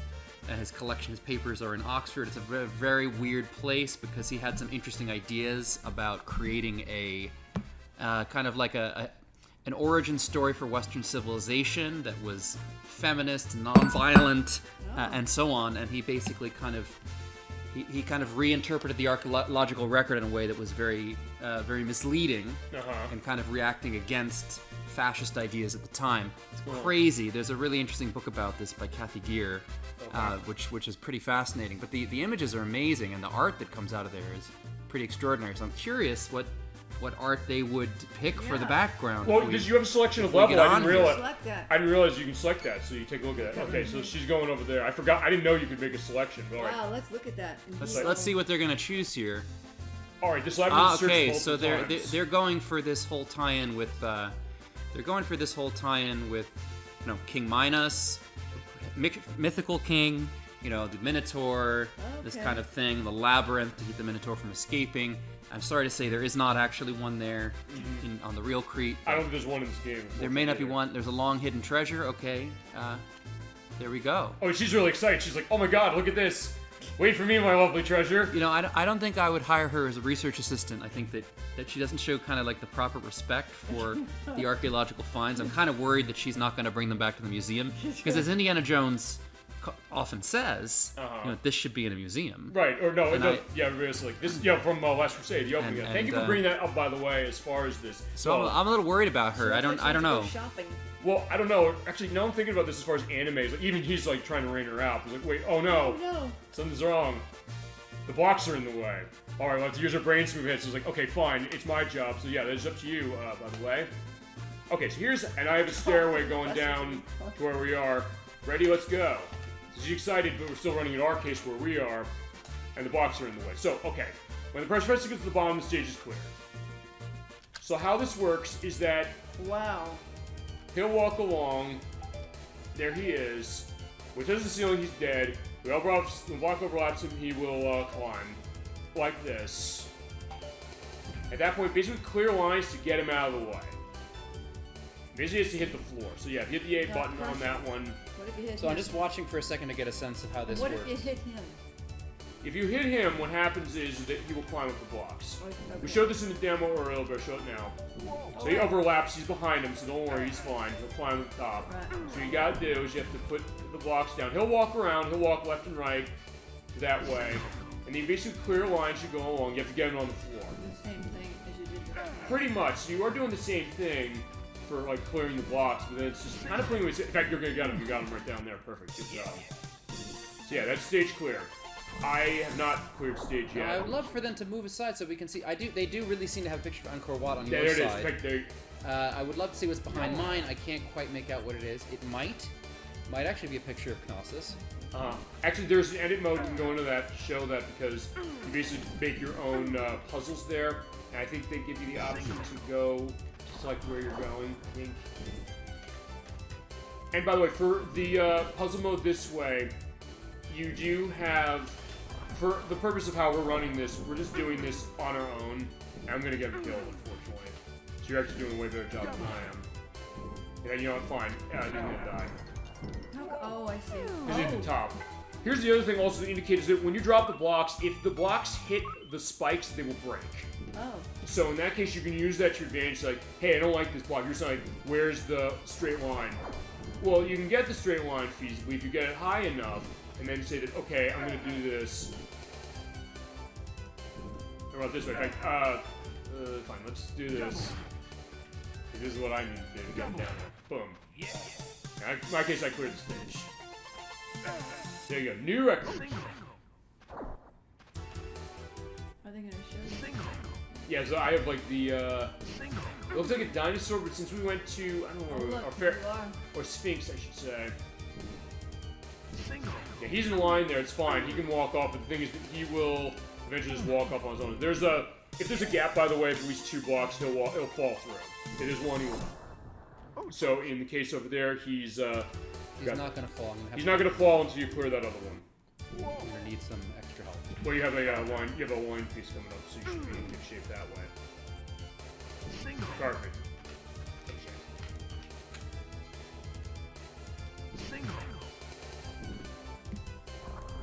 See, it's interesting, isn't it? I mean, I thank you for bringing that knowledge, because I said that's the other thing when it's come to people on the show, been on the show.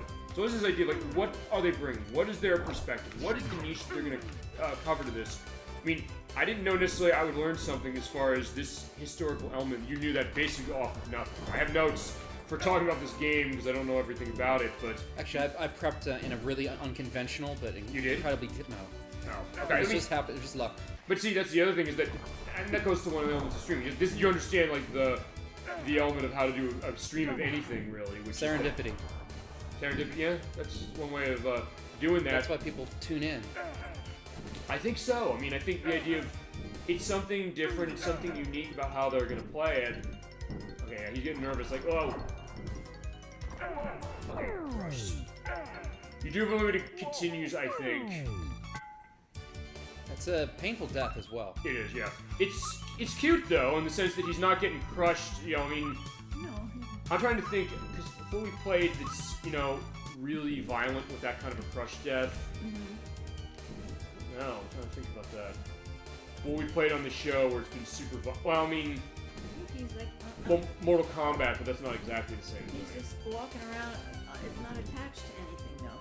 What? Oh, the box there? Yeah. Yes, that's that idea. But yeah, in Like that a case, floating. Okay. unfortunately, That was my fault. I want to get something else specific.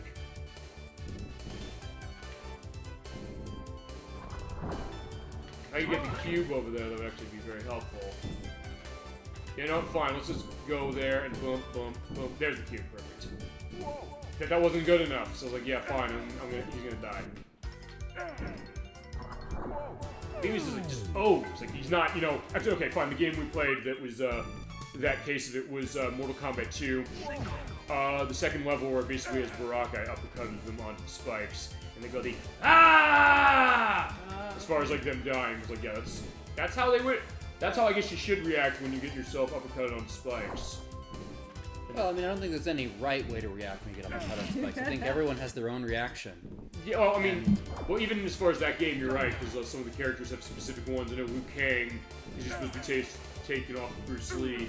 He has his element about how he sounds that way. Yeah. So this guy, he's not helping himself here because he keeps climbing when he's wanting to stop climbing. Yes. And if he could just... Yeah, because he's next to blocks, because that's the problem, is that when you have blocks that way, he'll climb up them. I would like for him to just stop climbing.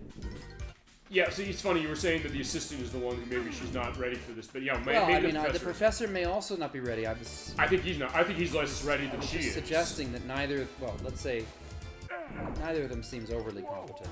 Maybe. I mean, although, to go to the anime thing, I'll mention this. Are you familiar with Hitalia? I'm not. It is, you might find this potentially interesting. What it is it's an anime. It was like, they're shorts initially.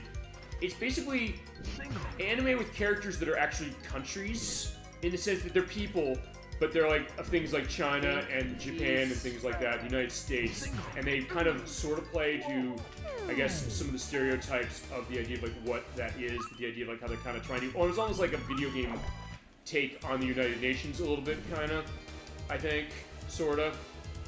So, it kind of is like this cute thing as far as the anime is concerned, but they have to deal with like how France is handling things, or where Japan is, or other things. And this was like 2000s, by the way. So it's not modern specific, it's more decades ago as far as that. Yeah, but this is also where it gets tough. Oh, good job, you got through that. Because basically the challenge really is just find the one hole in there that you can get him through and hit the floor. Or to go to the drowning pool perspective of the bodies hit the floor. Another thing from the 2000s now, I'm realizing that. Yeah, but it's not easy, so I guess I get where ElecVerse is coming from, saying that I played the puzzle mode a lot, because, yeah, there are a lot of puzzles in this, and if the puzzles that give you in this game aren't enough, there is the edit mode that lets you make your own. So yeah, in that case, you just make your own. I'll show some of the custom presets they give you for this. So that I think they're in numbers. Alright, fine, he's dead. And also, I'll show the head-to-head mode of this eventually, because for that one, what happens is that you have to basically make the other player's professor get crushed to death. I do love that. Well, that's a bit like Real Academia. You're not wrong. You're not fucking wrong. You really aren't. But, that's another story. Alright, so I gotta get him through in my case, but unfortunately, not getting good looks at the blocks I got.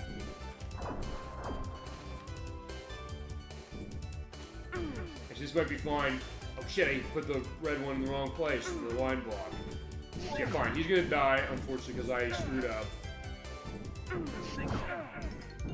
At least I'll get past this one. I'd love for him to stop climbing, because I think if he would just stop climbing, things would go a lot better. Yeah, unfortunately he can't. That might be something as far as... ElecVerse mentioned there's a sequel to this. I don't know if maybe the sequel changed that. Maybe they said... Maybe they had a lot of people saying that they wish that he would be smarter. And maybe that's something they changed. But I'm not aware. Because as I mentioned, and ElecVerse mentioned, we didn't get that second one over here. I think there's hope. Yeah, but he's not... I think it's a combination of his idiocy and my idiocy.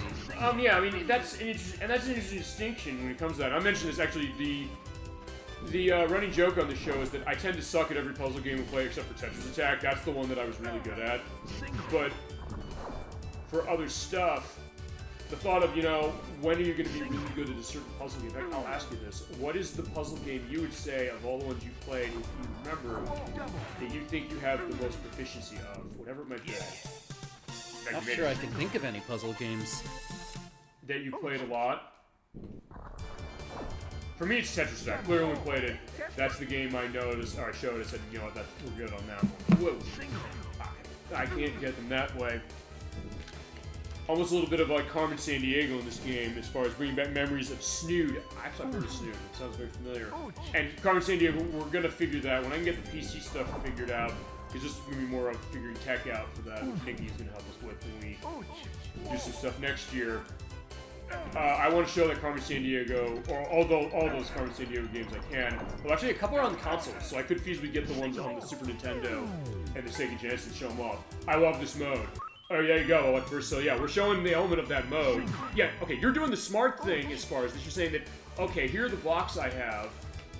How do I get rid of these so that the professor will go down the way I need him to go? It was my case, I'm just looking for lines, but you can't really... I'll tell you one thing about this mode that's interesting. And I can't think of I don't think there's other Tetris games I know of that have this mode in it or much similar. Is that it does kind of, this is I think maybe why this game has the reputation it does in the way it does, in that people really like this and memories of it. It really makes you think about how to play Tetris, because look, we mentioned there's so many versions of Tetris you can play. On any system basically known to man.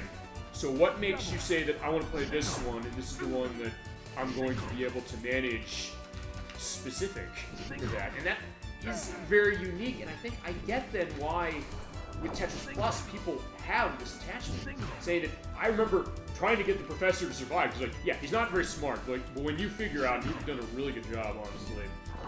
Just of what I'm seeing so far, watching what you got going over there, of getting him through and saying that we're going to get him through this and get down to the bottom, and it feels good, doesn't it? It feels that, okay, I did this.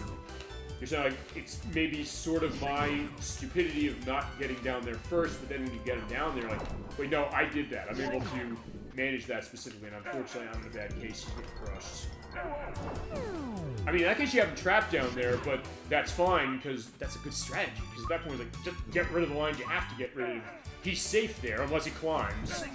I'd say something specific. When you figure that is kind of a unique thing that way, you know? He climbed to his death.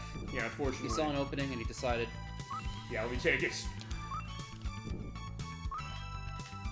I do love what you came up with, the thing with the Human League. That's going to be the new story of SuperOldGameSaturday when it comes to Tetris Plus, which is that I hope you like the Human League. I'll put a tag when I put this to the YouTube saying Human League. People probably look at that and like, what the fuck are you talking about? Like, yeah, watch the video, you'll know. Or if you were here, you know.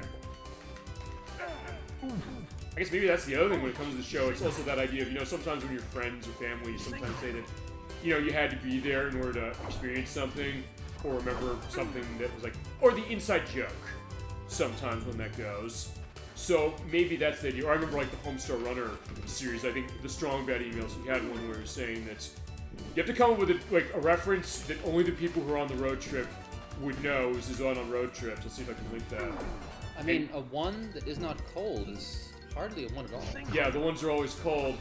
And I'll try and see if I can't show, because I have these on the PC, the Strong Bad's cool game for attractive people, which is by Telltale, who made the Walking Dead games. And he made a Back to the Future one, by the way, which is actually really good. And I have one of those. But that idea of like, it's like everything's gonna be jumbo large. You're like, what's that about it? We weren't on the road trip. You should have been on the road trip with us. Yeah, as I said, there's a game based on that. You ever play that?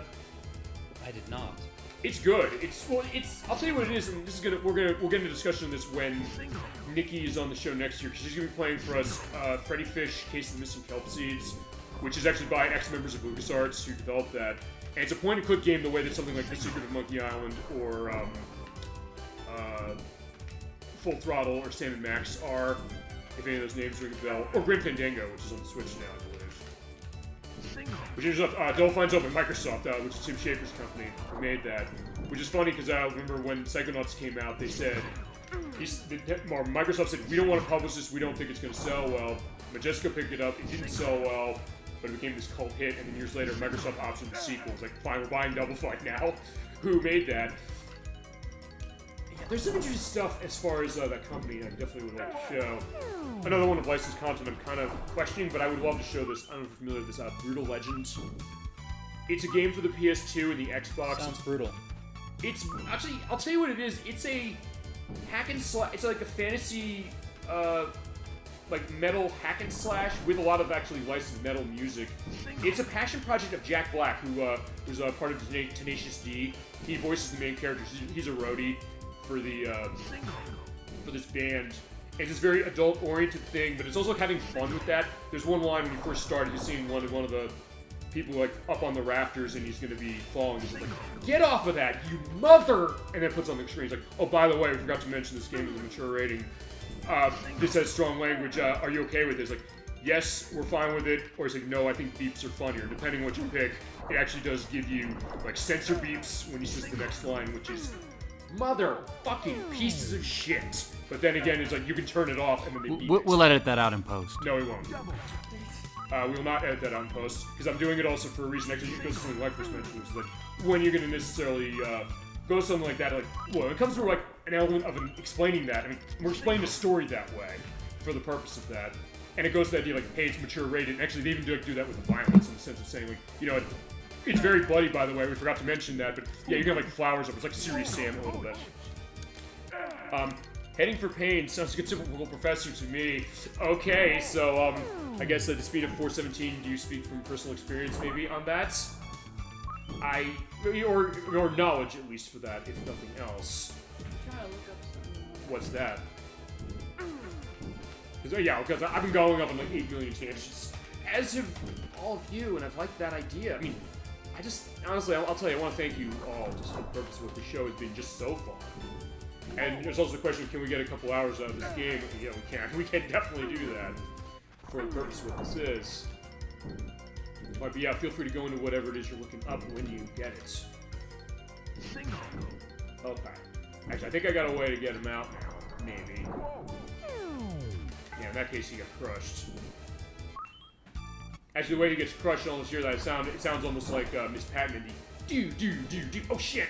I didn't even place it there. Okay, that was my fault because I put it in the wrong area. So yeah, he's gonna get crushed. I was trying to use the line piece to get him set there, but unfortunately, no, I did not. Alright, so I'm dead.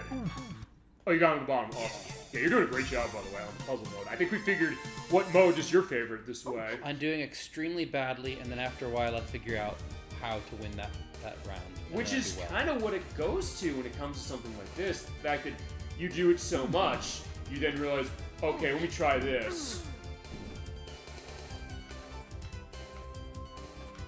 And fine, maybe I'm overcomplicating what I'm doing because I can just get him onto a flat surface that way and kind of work from the bottom.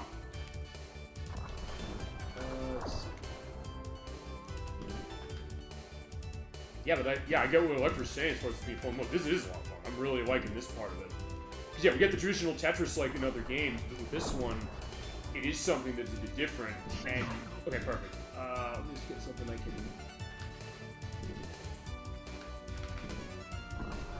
What can I get him out with?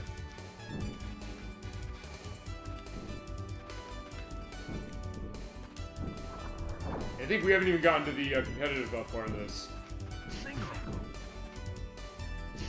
Alright, that's better, so I have him there, but I don't have a good line right there to take care of him. And that will make him climb, but I don't... Okay, fine. That won't make him climb. Alright, there's another cube.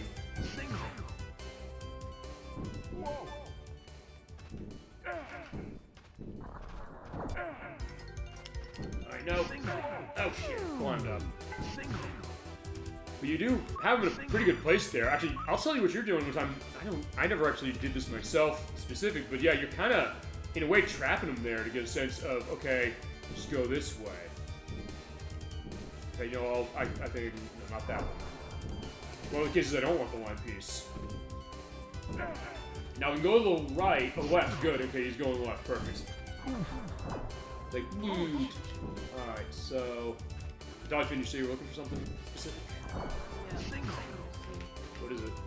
I'm still looking at these. Oh, some of the backgrounds of what you were saying? Yep.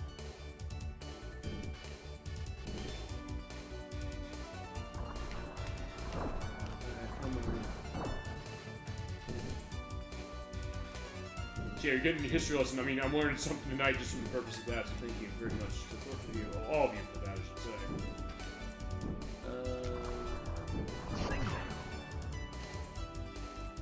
Actually, yeah, if I can just get that one over there. Yeah, also, you can't really do the T-spins exceptionally easily in this game.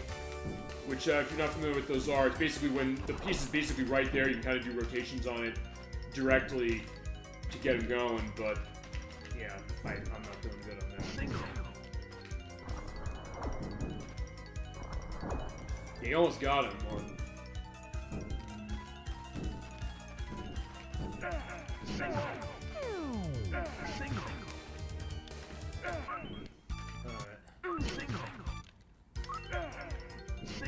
I think I gotta try this one because I'm doing horribly on this one. Yeah, look at you doing great on the stages you have or where you are. You're very good. Yeah, you got this, no problem.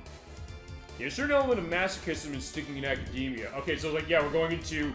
Yeah, there you go. This is a unique way of your Tetris Plus case. Not only learning stuff about history of Egypt and of, you know, some of the pyramids and some of the historical areas of that, but also like, what does it really mean to be an academic in the case of, you know, the professor here? So, yeah, it's unique. Thank you very much to you, Spina 417, for that, man. Crap, I'm doing horribly with what this is. Alright, I always want to beat this one because I'm doing horribly on this. Actually, I'll tell you what I can do, I think. Oh, no, well... Actually, no, that's perfect, that's perfect. Just go that way, go the other way. And you know, he'll walk off. Perfect. Oh, we're gonna win. Just don't get in the way. I'll go all the way to the right.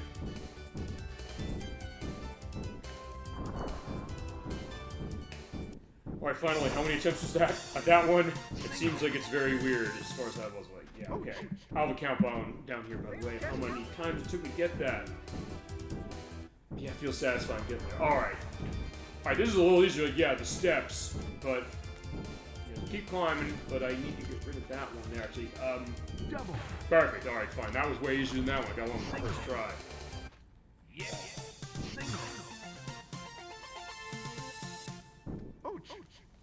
Yeah, in that case, he's saying, oh, ouch, because, yeah, he'll be fine. Like, it's better him falling a little bit of distance. They get crushed to death. Actually, in this case, yeah, you know what, fine, I'll stick a block there. Actually, okay, that'll help me, because depending on where he goes, to the left or right, if he goes right, I'm gonna have to look this up. I don't know what dictates where he goes when he does a climb like that, if it goes left or right, or maybe it's random. Chat, if you know if it's random or not, let me know.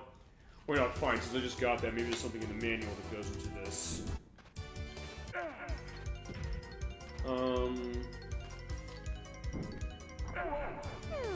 Each level contains 20 stages. When cleared, you go to the next chamber, and you choose the next site. Yeah, I'll let it fall. I'm basically not playing right now. Yeah, I don't know. It doesn't say. I mean, actually, this is a short manual as far as, It is short, isn't it? Yeah, I mean, because we started to talk about the idea that most games do not come with instruction manuals anymore. This is like the Electronic Arts manuals when they were like one page. But, fine, it's not one page, like, I think 7 or 8. But, for that, yeah, so it doesn't really say what I was thinking, which is that when he lands, does he go left or right? There's somebody who knows. I mean, enough people play this game, there's going to be an answer somewhere online. Oh, you're looking for that, or are you looking for anything else? I'm looking for that now. So when he lands...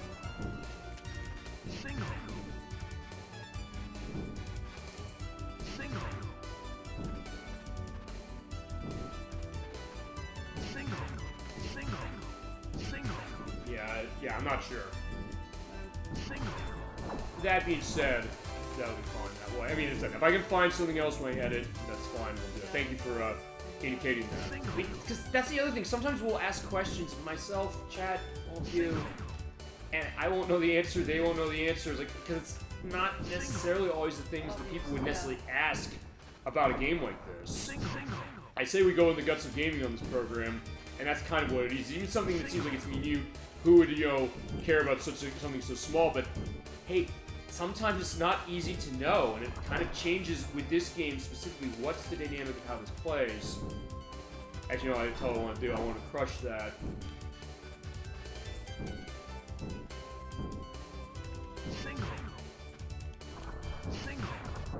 Okay, there's the spike, perfect.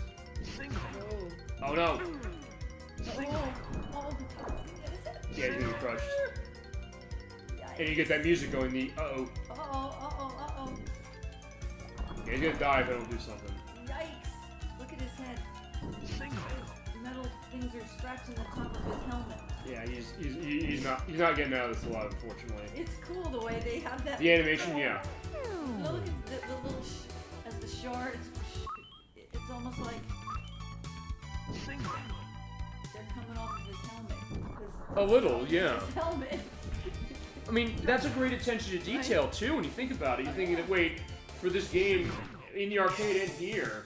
Ooh. Okay, good job. Good job there. Time bonus. Yeah, we figured out what your favorite mode in this game is and how this is your very good mode that way. All right.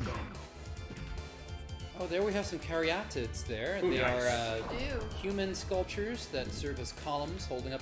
Although I believe that is a depiction actually of the Erechtheion on in Athens in the Parthenon. And it's not, in fact, Epinosis. So that's okay. But these details, you know, a few details here. When you mentioned columns, you're familiar with columns from Sega, yes?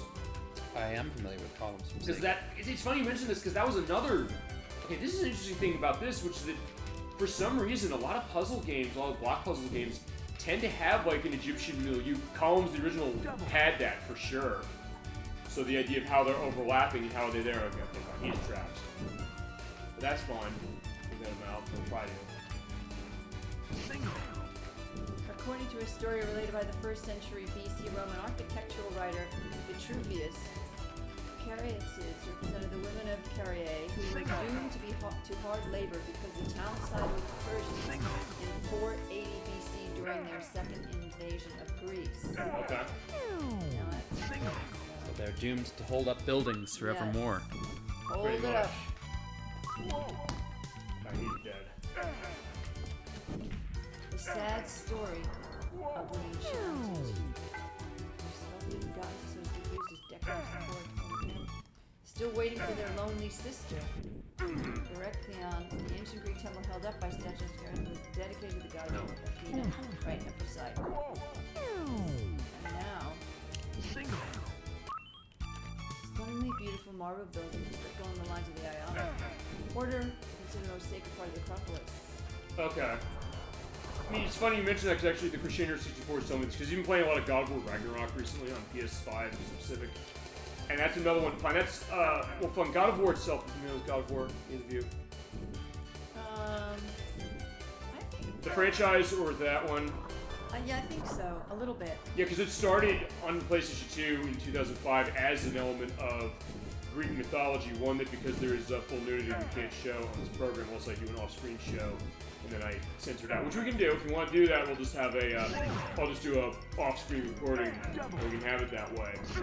But with the new one is about Norse mythology as far as how it is, so it kind of goes to certain things. And speaking of columns, it was also released on the Sega Genesis Switch Online expansion pack app. Yeah, that happened about last week, kind of out of nowhere.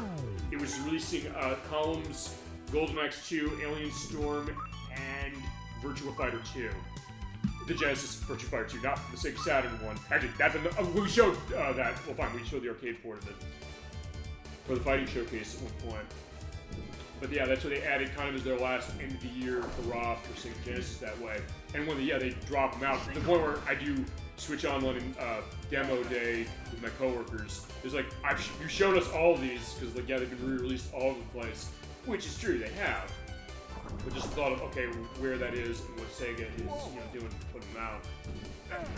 Well, yeah, we've gotten some pretty good ones as far as the Switch Online expansion pack that we've been running Genesis. I really put Mega Man Wily Wars on there, which Nocturne gave a little bit of a preview to back in July. And then some of these other really impressive gets they got. They got Earthworm Jim on there, which is really nice to see.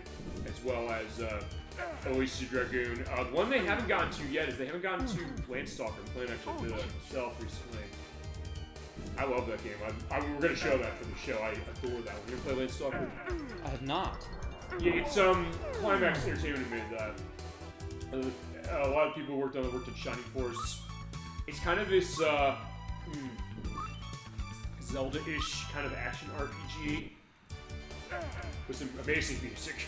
I love the music in that game so much, and also just the style of how it feels. That is a deeply underrated game. Actually, if we can do that next year, I'd like to. I'll have to figure out the schedule. We're gonna play it eventually, but yeah, because next year's 30 years since that one.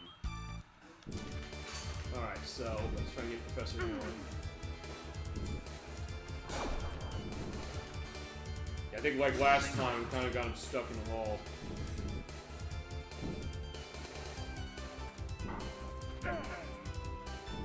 Also, this other thing, which is that in some ways, like, yeah, we're so fixated and focused on this, we're just kind of being quiet in a way. Fine. Look, here's the thing. I'm not gonna lie. I'm trying to kind of, I guess, to a certain extent, vamp. When I think about it, the discussion case. There's also this kind of thing that, yeah, this is. In some ways, I guess we're kind of showing gaming at its purest form. You get so into something, you're just focused so much that yeah, nothing else is mattering. Yeah, he's getting crushed. Let him get crushed. You know, I think I'm gonna stop myself for this, but yeah, I want to see how you're gonna go. You're doing great on this. I don't think this one's gonna work out. Nope. That's the end.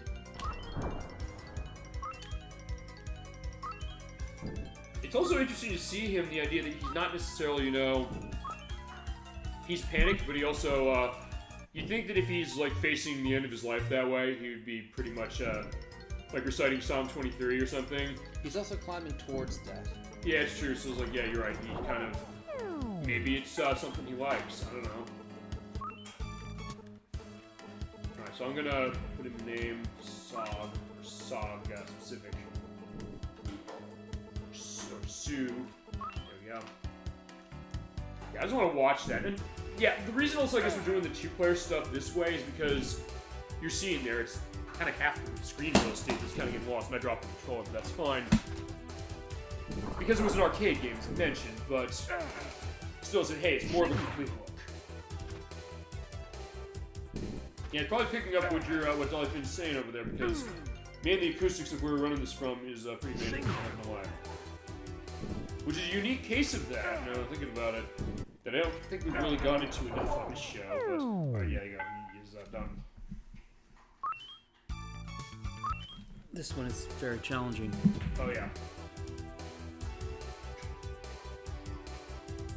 It's good stuff though. This puzzle mode is cool. The Goofy Comic Professor is a great addition. And I'm being called away. Oh, but I'm being called away. Alright, well, I agree with you as far as the puzzle mode. I'm glad you enjoyed it. Good to see you just being at 417. We will have Eternal Champions put on the master list. We'll let you know that. Good luck. Treat that top line like the bottom, perhaps. That's her idea. Her.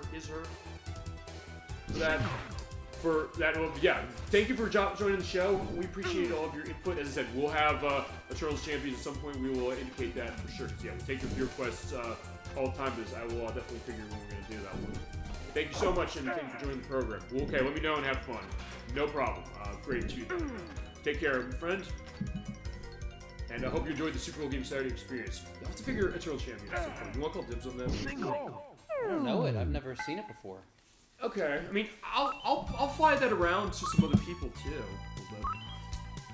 So I'll fly that idea around, because I'm gonna have other guests. Actually, most next month we're gonna have guests. Actually, next month is gonna be guests. You're gonna be on the show next week, just to give a little bit of a preview to that. Or be on the show again next week for the purpose of that. But yeah, we will. Yeah, I'll figure that. I'll see if maybe they have experience. I don't know. I'm trying to think of most people I know. If they've played Eternal Champions, maybe they have, maybe they haven't, but that being said, it would go into that. And yeah, it's a good suggestion. And kind of broadening the horizon that way when it comes to fighting games and fighting games of Sega's. Because like, yeah, they clearly want to pull out Mortal Kombat. Everybody wanted. There were two fighting games clearly in the 90s they wanted. Mortal Kombat and Street Fighter. So there you go. Oh yeah, you want to get this one? Maybe I can just try to get this one and then move on to the next Well, I said what we'll do is we'll do two things as far as the rest of the show. We'll show the head-to-head version of this, because yeah, we're doing it separately going our separate ways. There, we're getting some success now. Okay. But then there's also the edit mode I can show briefly, and then the stuff with music, which I'll give a brief indication of that, and I think we can, that'll basically cover the game, I think, specific for it. Whoa!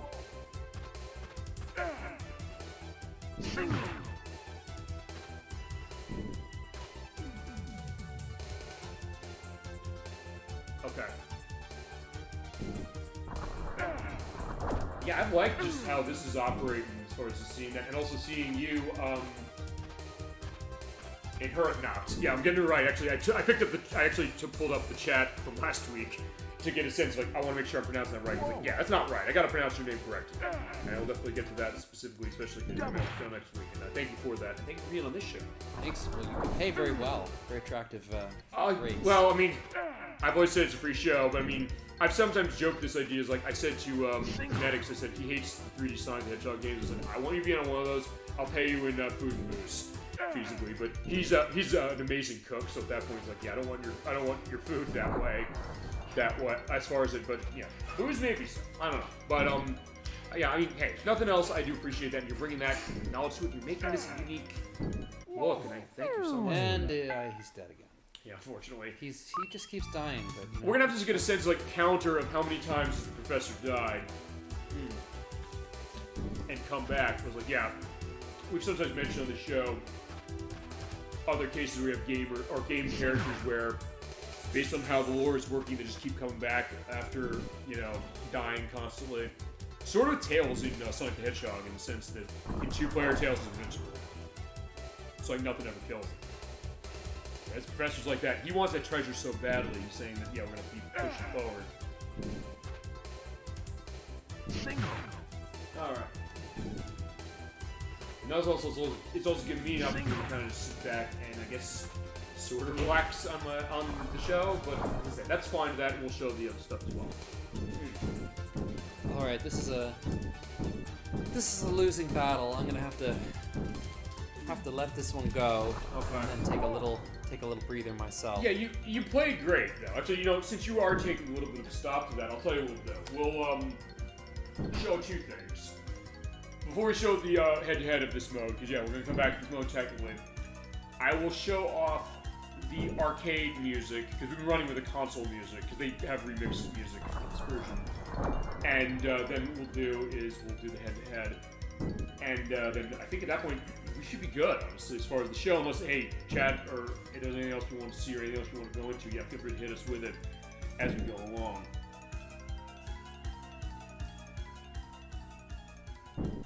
Also, hear more of that music. It's like, yeah, be careful. Or I'm thinking like Hotel Mario says, gotta be quick. But it's like, yeah, you gotta be quick that way. Alright, but yeah, you gave it a good try. Now one more shot of not Don't You Want Me. Well, this is console version of Don't You Want Me, or not Don't You Want Me, so we're gonna hear what it sounded like in the arcade version. Because this gives you both soundtracks. And as is wont with games run Red Book Audio, at least this version does this. I don't know if the PlayStation... Oh, by the way, yeah, you have named... Yeah, you got your nice lollipop, and yeah, you got third place on the leaderboard, so yeah, feel free to enter your name.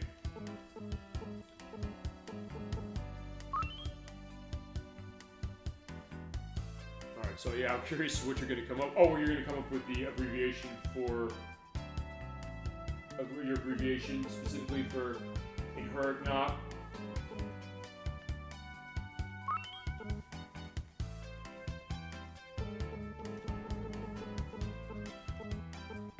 Or you could do, we were talking about Star Wars, you could say like ILM for Industrial Light and Magic.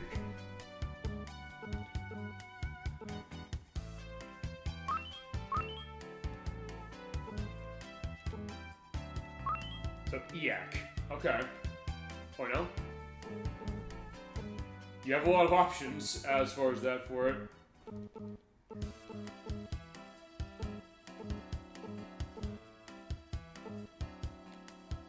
Okay, so you're A.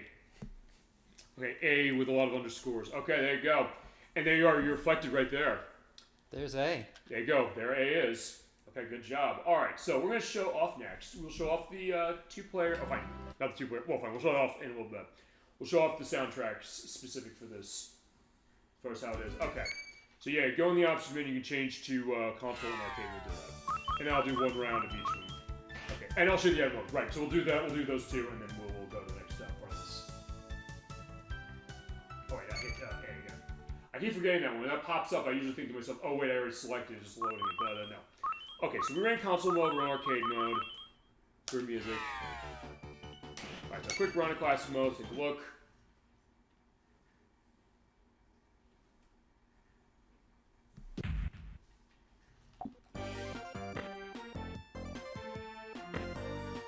So it's a little more synthesized as far as the arcade soundtrack is concerned. A little.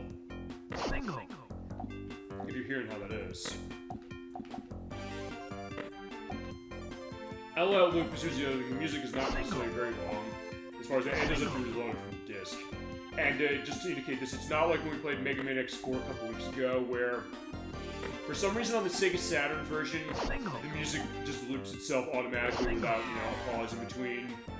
The PlayStation version is not. Every other port of that doesn't either. This one's the same across both PlayStation and Saturn from what I saw. I guess fine, the only outlier would be Game Boy, because Game Boy has 8-bitified versions of the music in this.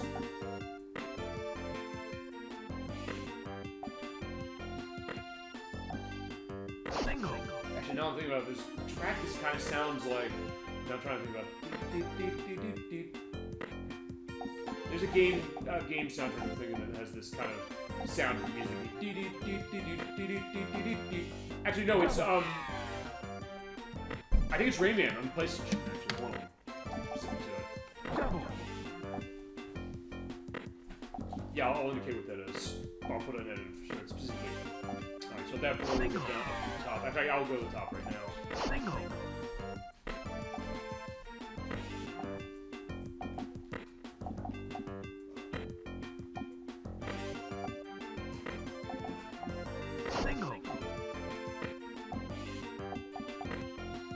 Alright, fine. At that point, I think we've let it go on long enough. We'll take a look at the next modes, we'll take a look at edit, and then we'll do two-player head-to-head. I think we'll be good.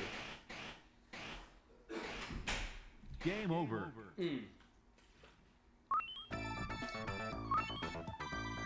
Alright, there's synthesized Don't You Want Me or Not Don't You Want Me.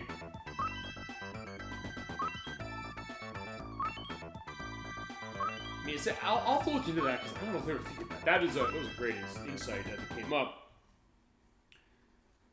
Yeah, in that case, I do love the idea that, the block comes on his head and he has the, like the tear eyes with the, looking like clock pendulums. Alright, so next we'll take a look at the puzzle mode. In fact, I'll look at one of the areas we did not show, specific to that. Okay, so puzzle mode, let's look at this again.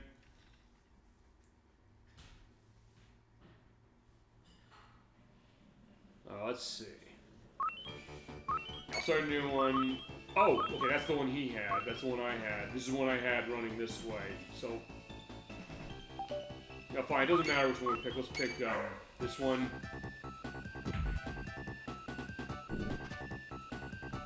Yes, I'll see if I can't get through this at the very least.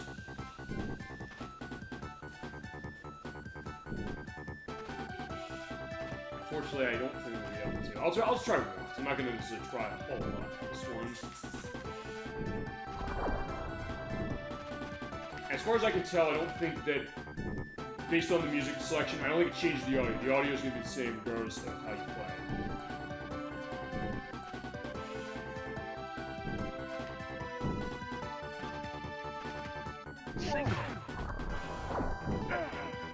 So I think I'm going to put it there. Let's see if we can do that. But not really there.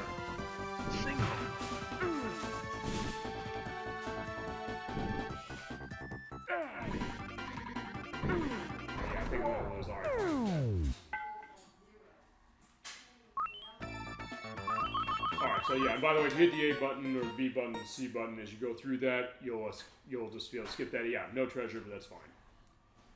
And then we'll show the edit mode off, and then we'll do the two-player head-to-head.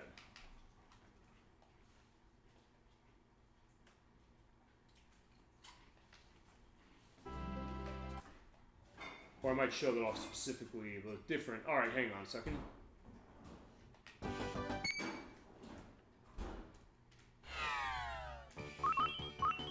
So, yeah, edit mode. As I mentioned before, there is the puzzle mode we had a lot of fun running.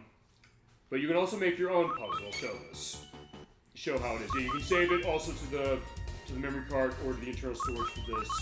And they give you an option to test it, so you can basically just run it. It's like, yeah, at that point, he just walks out, and he lands on the goal, and he wins. It's like, that would be the speed run, and we just make a bunch of them there that way, but it'll change the background. In fact, actually,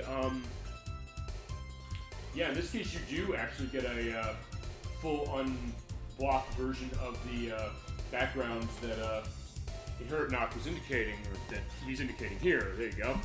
Yeah, because we're looking at the edit mode for this. So yeah, they do give you like what the idea of the backgrounds are. I don't know if you want to go into this now that you have a unblocked view. So we have some kind of Egyptian theme. Another Egyptian. We have a number of these. Okay. Because yeah, this is the edit mode. You can basically make your own of the puzzles that we saw that we're trying to run right through this. Keep on scrolling. Okay. In that dark hallway. This looks like some. It's not more Egyptian type things. Okay. Looks like more. Wow, that's an ugly looking sphinx.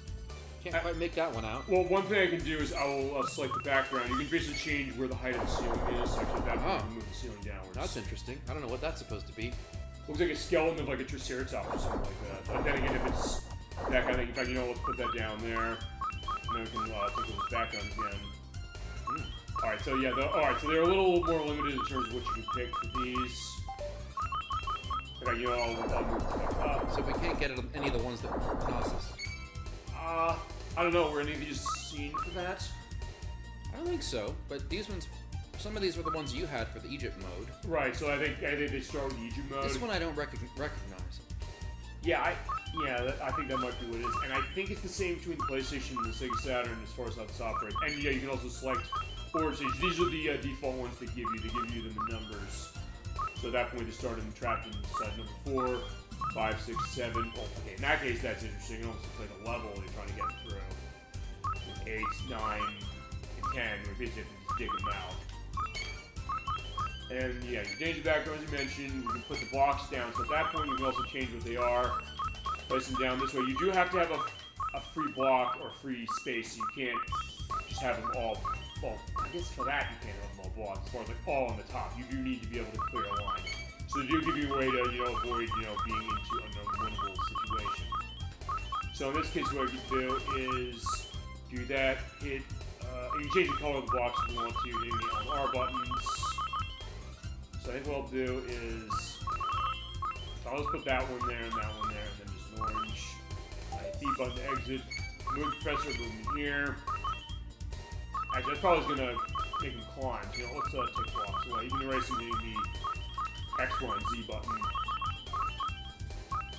Yeah, fine. In that case, we'll do that. Exit. And then you have to test play. So let's try test play this. We'll just see what's going on. Single. Single.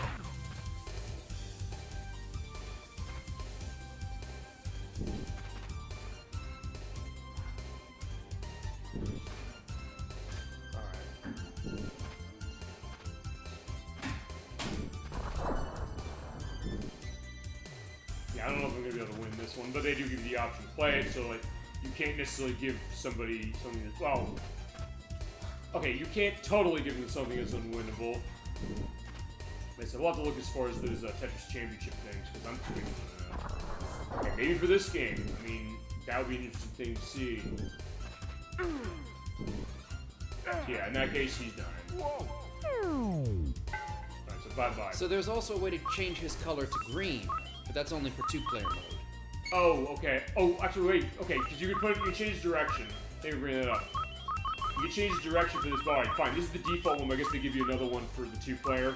I did actually not notice that. Thank you for indicating that. But we can't change his appearance as part of this puzzle design. We can't choose the green. We can't choose to have the green professor, because we can choose to have the green blocks. Yeah, I mean, yeah, and they give you the option to change. Yeah, what you can do is you just change his direction, which way he starts walking, where he is, and then drop him. So yeah, that's that way. So there's limitations, but I do like the idea that they have this, so that element, you do have a good amount of replay to it. I mean, maybe it's going to be limited some way, but still it's something that is unique as far as how it is. And I think even the Game Boy version of this has this mode, I believe. When was the Game Boy version released? The Game Boy version came out a little bit after. Fine, for Japan it came out the same year, 1996. It was a couple months after. The US got it in August of 1997. All right. And for the longest time, I thought to myself that came later, but apparently it did not. All right, and you came back with food, Dolphin, is that right? Yes, I did. It Okay. is 12 degrees outside. I just want to tell everyone. Well, as I said, ElecVerse is saying there's a blizzard where he is, so... Incredibly Fahrenheit, cold. not centigrade. Right, or Celsius. Just for our international listeners. Yeah, well, we do have that. You have 'em. Well, Monty UK was that case, as you indicated.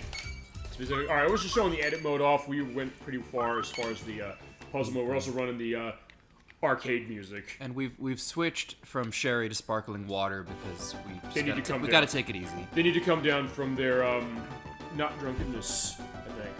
I mean, I think that's the idea. Like, it's a loose element, so I like that idea. And like, I've sometimes done it that way. If we're celebrating something, we'll do that.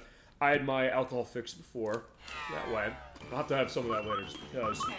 Yeah, the next thing I'm gonna do is, yeah, I'm gonna show. Fine, we showed the options mode, showed the edit, we showed the classic mode already as far as the music. Come on. Well, also you're having the way the music is almost sounds like Genesis font. Oh. Even like the drum sound. You hear the drum sounds, yes? Yeah. Yeah. It almost sounds like the drum sounds from Sonic 2. You know how that sounds like that kind of a sound. You know that font that the Genesis used, although this is an arcade game, so it's kind of interesting that they're designing it that way. And different compared to how we played it for that. But yeah, we'll show the versus mode off. This is the two-player specific one, so the other ones, as opposed to when they were, that way, you have your option of difficulty, which level 1, 2, and 3 basically dictates how high up the spike ceiling is. Specific, and I don't know who's going to be running on two-player. You want to do two-player, Jonathan? Okay. All right, so yeah, take your pick as far as option for that. As far as like what level you want to run, level 1, 2, 3. I'd say level 1. Now, is it level by? It's leveled by where that spike thing is, because you're seeing how we did the puzzle mode, Yeah. avoiding the professor getting crushed to death. Okay. You have to crush my professor to death, and I have to crush yours to death. We're crushing each other. Yep. This is It's called peer review. or that's true. Or it's not even the most violent puzzle game we could play. We could have played. I don't have this, but I could get this. Mortal Kombat Deception, which is on PlayStation 2, GameCube, and Xbox. It has puzzle combat where basically you're doing puzzle clearing and then you're killing everybody. And we're talking about some like strategy stuff. There's chess combat in that. Okay. You're literally doing chess play, and then after you have a round of Mortal Kombat and you rip their head off. Which, I love that. I love that idea that that's what they're doing for what Tetris. So yeah, hit the A button on whichever one is your decision.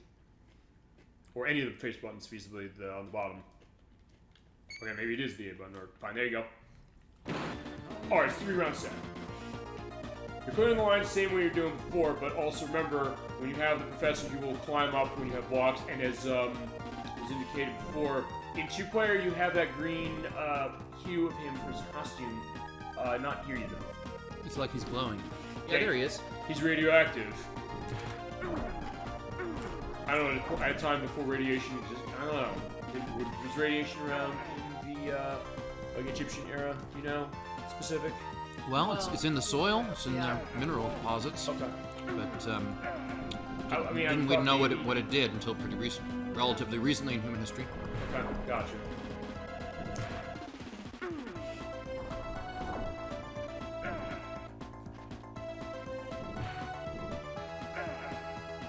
Yeah, honestly, I might die before you do just because of the fact I got my professor up so high, but it is a 3-round set. We've got Dolly Finn. We've also got Dolly. Oh yeah, you want to go into that? Who that is? Because I don't think we've had that indication on the show who that is. Or at least we have a canine who's after crumbs. That's Okay. right. Right, we were talking about the pet element. Yeah, you win. Now, Fine. why did you say I won? Because I got my ass crushed on the top. Okay. Or more accurately, I got my head crushed. Well, you're playing higher than I am. No, I'm not playing level 1. My problem is that I'm just getting him to climb. Because every time you have a block near him that falls in it, he'll climb over it. Or climb up to it. So I basically just climb in. Because we mentioned the professor is wanting treasure, but he's not looking at the big picture. So he's going to climb up to the ceiling to Got die. it. Got it. Feasibly.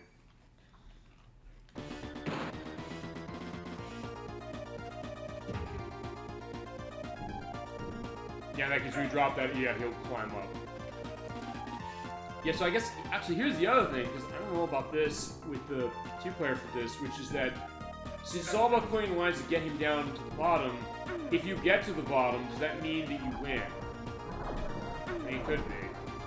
Also, I've never really done multiplayer for this game that much, so I'm not 100% sure. Come on.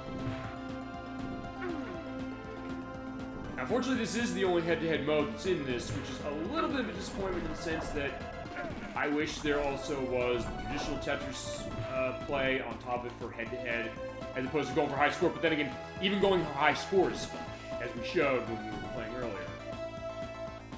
In fair, there are a lot of other Tetris games that have something like that, so not really a massive loss, honestly.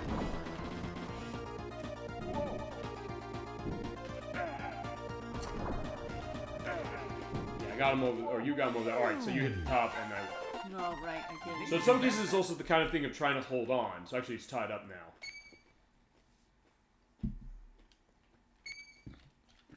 Alright. And they do give you the same puzzle, I guess. Oh, they do? Well, they do, but then it's the question of, you know, what do you do trying to get the professor out of the way? So you win if you get him to the bottom, or you win if the other person sends. We'll see, because actually, as I said, I've never actually had a case where I've gotten him to the bottom on this in multiplayer. I'll see if I can do it. Or, no, I think one of the two. We'll show that somehow, I think. Hopefully. I'm not getting luck with this, with the line. Unfortunately, yeah, the next line is up there, so I have to put him up into half the danger.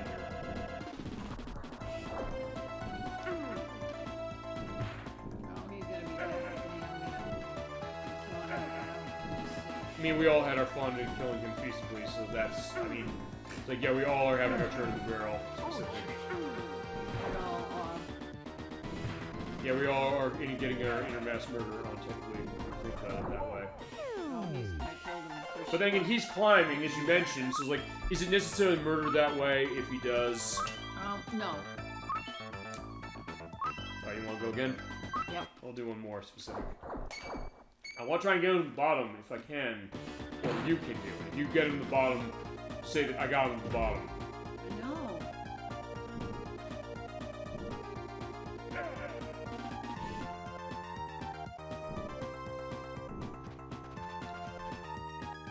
I'll try. Oh shit! I keep doing that. I keep running into that case of putting the block there, but then not realizing, oh, we're not done with that.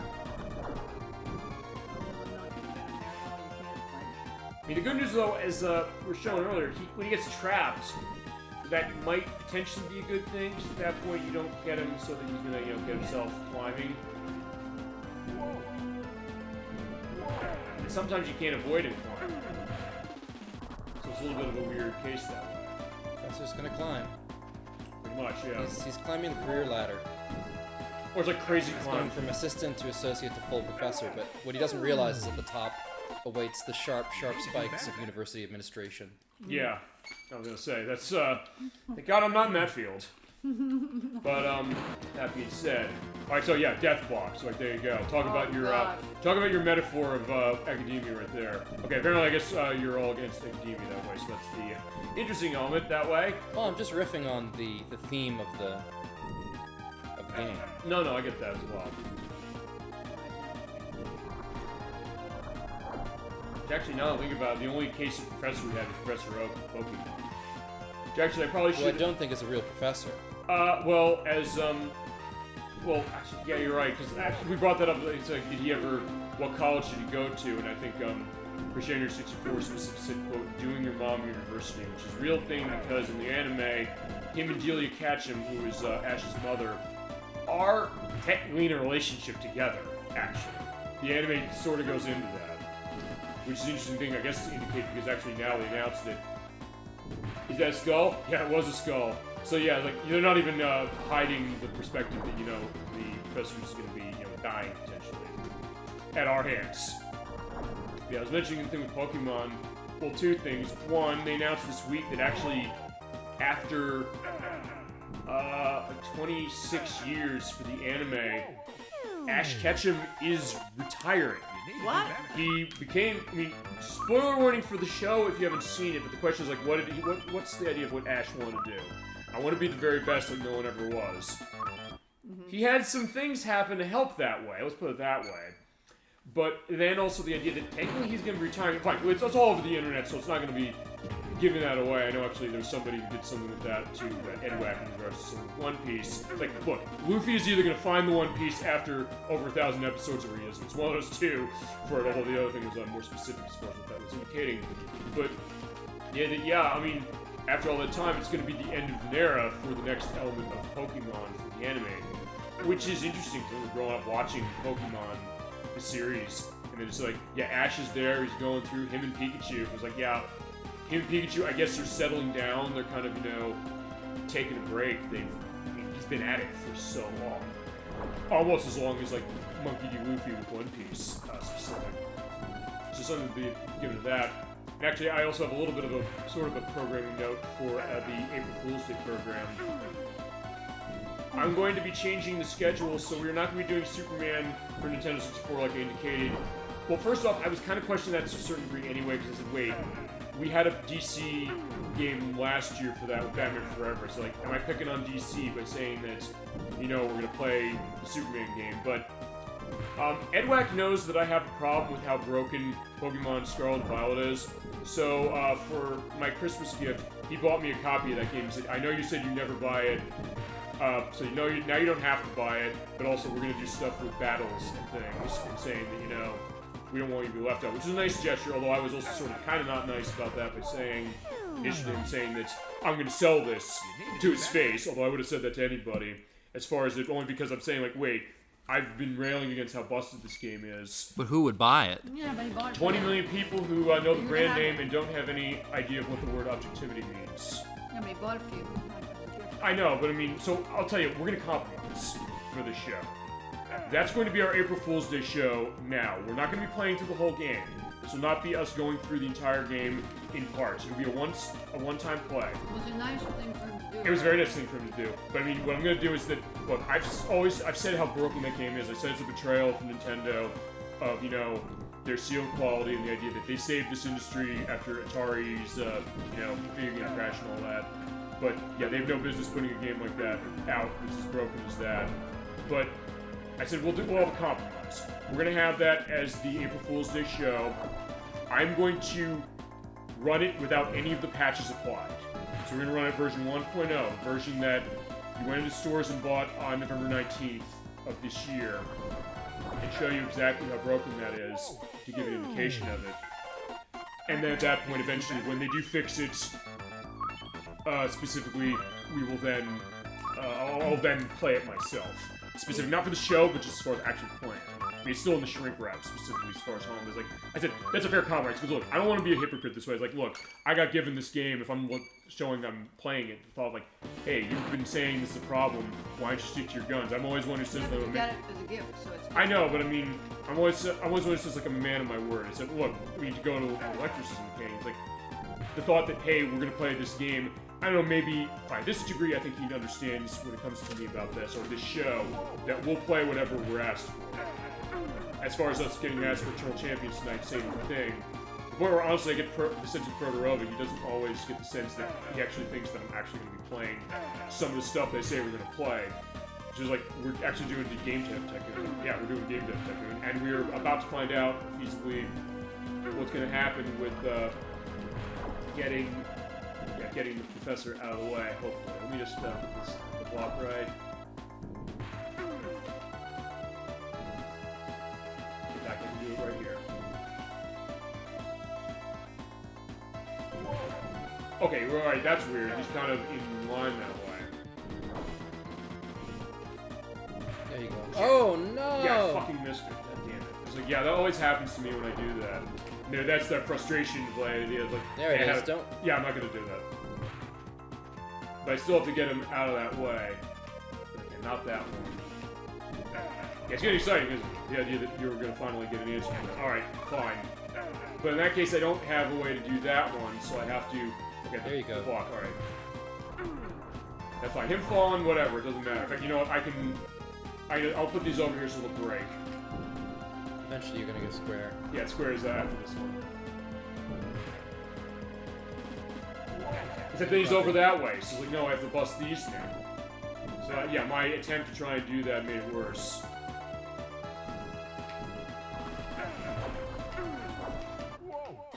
Or she dies beforehand. Specific. So I've just been reading the instruction manual, which has some very interesting information. Okay, yeah, feel free to indicate it. Warning to owners of projection televisions. Oh yeah, right, remember the days of those? Still pictures or images may cause permanent picture tube damage, or mark the phosphor of the CRT. Avoid repeated or extended use of video games on large screen projection TVs. Which is something that every Sega Genesis manual and Saturn manual would indicate. But here's another one that's interesting. What's that? This product has been rated by the Entertainment Software Ratings Board. Yes, it was. It was rated K2A, or Kids Adults. For more information about the ESRB rating, or to comment about the appropriateness of the rating, please contact the ESRB at 1-800-771-3772. So I think that in the new year, that all of your listeners should call up the ESRB, try to find out if this number still works, and comment on the appropriateness of this rating. I mean, I don't know, do you really think that a game where a hapless professor is subjected to repeated mutilation and destruction at the hands of a kind of a strange, cursed, ancient apparatus should be kids to adults? Does the number even still work? Yeah, I mean, because actually I remember they came up with something with LJN What is that? claims. What, LJN? Yeah. It was a company from the 90s that Acclaim owned. If you're familiar with the Angry Video Game Nerd, he always indicated like how it's this idea of these games not being very good as far as the publishing. But he also was saying that for the manual of Who Framed Roger Rabbit on NES, which was developed by Rare, interesting enough, who made GoldenEye and Perfect Dark, he called the number. Oh no, in the game you can get Joseph Rabbit's phone number.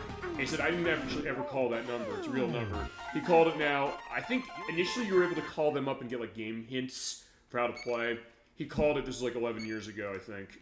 It's a phone sex hotline. Oh my god. Actually, and he said that like, okay, I guess the number has changed, which is, yeah, well, that's one way of putting it, no question.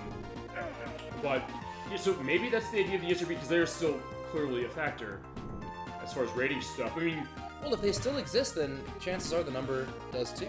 yeah, maybe, unless maybe they changed something for it. So just one more time for all you listeners out there who want to call up the ESRB. There'll also be a list on this specific as far as the bottom of the screen when I edit it. That's going to be 1-800-771-3772. But while you're on the call with the ESRB, just make sure that if you have paused this game on your large screen projection TV, that you go and unpause it and turn it off, because you really do not want to damage or mark the phosphor of the CRT. That means we're playing this on an HD television now, running it through an upscaler I have for the purpose of that. So, are we technically doing that as well, as far as the element of that? It's a brave new world. I know. Who knows? I'll do one more, because I do want to... I'm adamant to see what happens when he hits the ground. I can't get him.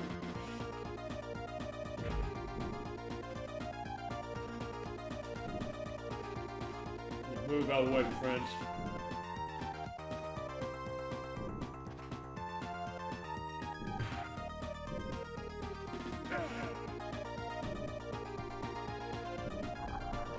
I probably don't want to put him over there.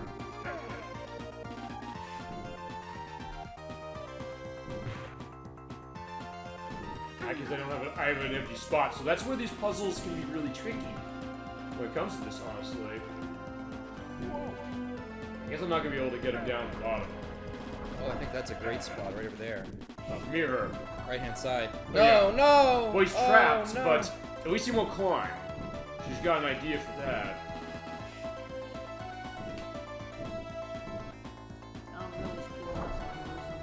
Yeah, because just clear the lines right above him. In fact, technically I got mine in the same situation, so you were trapping him there. Or ever played The Sims, the idea that you can basically just trap the Sims in the, or your Sims in a room, delete the door, and they're stuck in there and they'll starve to death.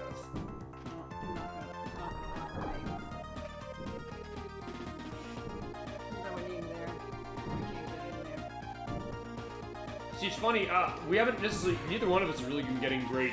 If you get Tetris, by the way, you get garbage blocks at the bottom of your stack. which makes it harder for you to go. But at this point, like, no, we're just focusing on what that is. Well, okay, you're in good shape now. You just clear these out and have these go, and the other ones are going to break as those come down.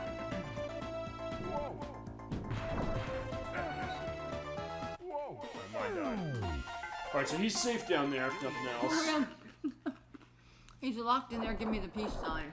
Yeah, there you go. I mean, he's like, yeah, thank you for saving me, friend. I'll try again. And if I can't do it within like the next one, I'll put an edit in. I'll do some off-screen indication to get a sense of when you get to the bottom, you just win if you clear it out. And also, by the way, one other thing, I don't think that you can do. I don't think you can take the puzzles you make in edit mode and run them in the 2-player version of this. I don't believe. It's not right to also edit that, but I think I'm right about that. Well, on that one,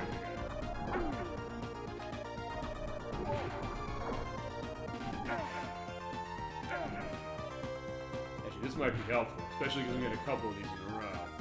In that case, you know, fine. For that, I can get them to go up. Alright, there's 2. Okay, fine. Caution. So yeah, my doing that, throwing a double to you. Oh, it gave you another block? Is that what happens?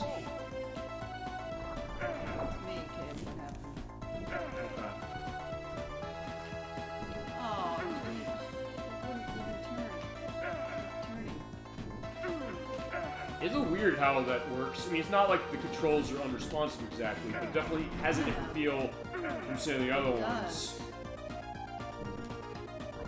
Not to mention it's more of a raw Tetris game in the sense of some of the modern conventions of it are not in this. Actually, there you go. Fair enough. Alright, fine, I guess one more, because that'll... Yeah, this will be the tiebreaker. Okay. And at that point, I think we'll be good as far as the show's concerned. Okay. And then we can go into schedule and all that. Yeah, not necessarily a super long one, but then again, it was also a question... I'll tell you this one sort of confession I'll give for this game.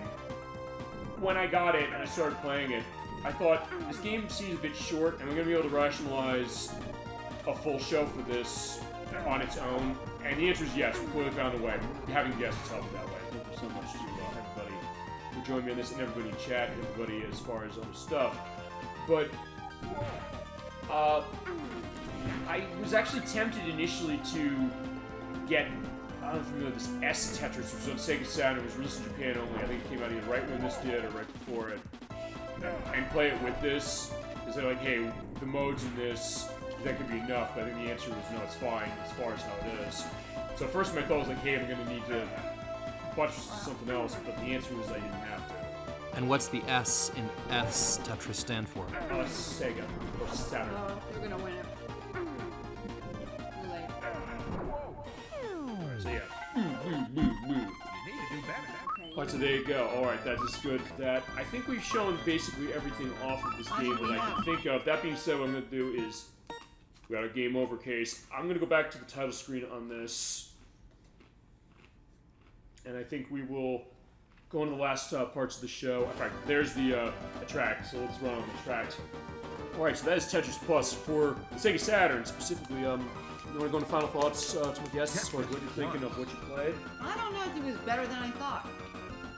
Okay, yeah, go into that a little more as far as what did you think, I guess. I had to get my head around how different it was, and I wasn't trying to clear things with my chains and all that. I was trying to fit puzzles in. I think that's hard. You've sometimes said the idea of jumping from one puzzle game to another one, as far as it kind of tricky, can be sometimes that way. But I mean, there's something to be said about that. Yeah. So that's probably Finn's perspective. But I liked it. Okay, glad you did.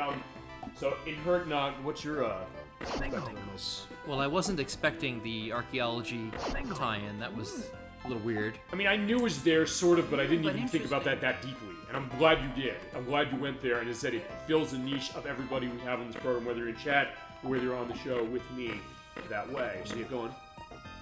It's also interesting just to see these older games and to remember what that time was like. And looking at the instruction manual and looking at the graphics and looking at the functionality that the game provides and, you know, things that we would think these days, if you had an edit mode, you know, you'd be able to do a lot more than that, but probably at the time that was very impressive. And even the graphics. It was, yeah. I agree. I agree with that.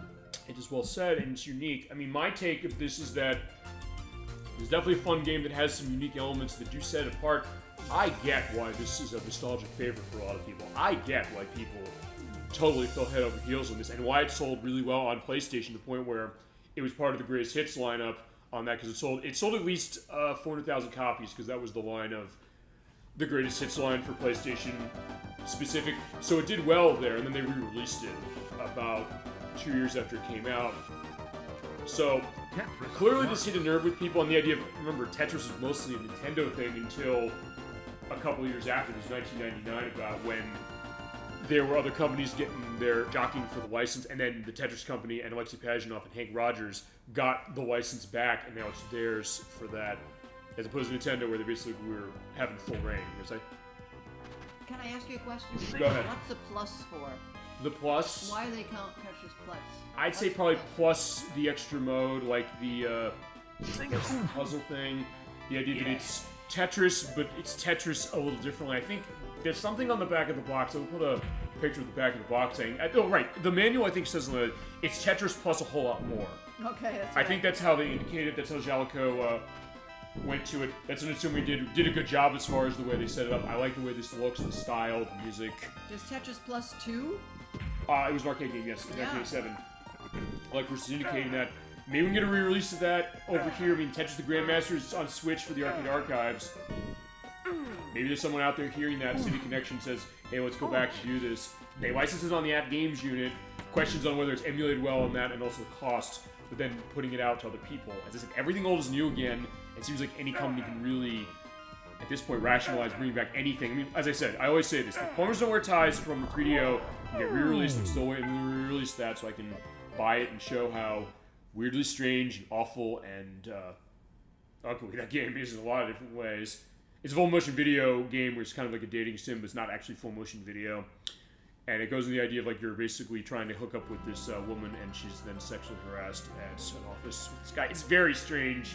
It was before the rating system. It would have been an adults-only rating, although I guess they're going to edit it down maybe, or however it is for the new version. Look, we can get that back. We can get Tetris Plus back, and Tetris Plus 2. Oh, well, here's something about Tetris Plus. The game would be followed by a sequel, Tetris Plus 2, in 1997. Yep. Ports were to be developed for the Atari Jaguar and Nintendo 64, but these were never released. Yeah, which is weird because this was funny to that because in 1997 Tetrisphere came out for Nintendo 64, which was actually that was going to be an Atari Jaguar game. They ported it, or they took what they had and put it in Nintendo 64. As far as traditional Tetris action on that system, we didn't get it until a game that ElecVerse mentioned, and we'll play this at some point. Magical Tetris Challenge by Capcom, which had a lot of Disney elements to it. It's Mickey Mouse and all that. Yeah. And then they did the new Tetris on Nintendo 64, which has a 4-player mode, and it goes specifically. You mentioned you like the idea of the Egyptian view of this one. Inherent knock. I'll get that right eventually. I'm sorry, but thank you. I'm trying. I think you see I'm trying. Clearly. That game, the new Tetris, which I believe was by the same people who made Tetrisphere, actually. It was the idea of like the ancient Egyptian element, kind of the same way Columns was, the same way this game was. So there's something maybe about that kind of speaks to the idea of like, hey, we're gonna do stuff with puzzles. The idea like these blocks, like these ancient apparatics or something, for the purpose of finding treasure, solving puzzles, doing all this stuff. Like the old riddles. The idea if you go back in history, as you mentioned specific to that, Ben and I couldn't relate. About the idea like what's the plan of this? We mentioned Indiana Jones. The idea like what's that one riddle to find the Holy Grail that only he, Dr. Jones, can figure out. Something like that. Which is unique, and it does make it for an interesting method for this. And if you want to play this game, if you've not played this game out there before, it does not cost a lot of money on the PlayStation. It's like $15 if that complete. Saturn's a bit more at $50, but considering how expensive a lot of stuff on Sega Saturn is, that's nothing. And you can get it loose for cheaper than that. I got a complete inbox for $50. Dolphin, thank you for pointing me out the fact that this cost as little as it did, because otherwise I would have done the PlayStation. But I think it was worth showing Sega Saturn as a unique element. As that third annual show on this weekend where we have Saturn game. Okay, so I think with that, we're gonna start our showdown for Super Old Game Saturday for this week. Next week's show is going to be on a Friday, just to indicate that as we go into schedule. That's the last thing. Thank you so much to everybody. Thank you. Yeah, Dolly Finn, Montague K, And Hurt Not for you as well. Thank you so much for coming in for this. Thank you. Such a special play. Such a unique look at this game. I can't tell you how much I'm grateful for this and what you brought to this. Thanks for having us. Thanks for having us. We had a great time. I'm glad you did. In fact, I think in some ways with in Hurt Knocked, he's had such a good time. Let's talk schedule. Next week we were going to originally be playing Parappa the Rapper on the PlayStation. He's here for this, and I'm going to sort it out this way. Sort of, I mentioned this before. I've said this. Like, I'm waiting for, my brother to come here. I'm not going to lie. He is my brother, specific. So I'm a little bit of a, hint that way. But I said when we played Magical Quest starring Mickey Mouse about a month ago, I said to this, talk about things they say on the show, and then out of nowhere they come true, and the idea of like, hey, I can do this. I said, there's one game I wanted to have him on for us to play. A game we played growing up for the past almost 30 years now. I have 30 years this month, actually, for this game. I said, I've been wanting to do this game. I half-assed it when I first did it because I was not actually planning it. I don't have a recording of that game anyway, so I was going to do it again eventually. We're going to be playing World of Illusion starring Mickey Mouse and Donald Duck for the Sega Genesis. It came out in 1992 this month. I know you played that game, and you love that game. We played it cooperatively. We're going to be playing that game 3 times, by the way. So it's the 30-year anniversary. Yes, it is. So either way, it was going to be an anniversary one way. If we did Parappa the Rapper, it would be 25 years. This one's 30, and it's fitting this way, because that took precedence.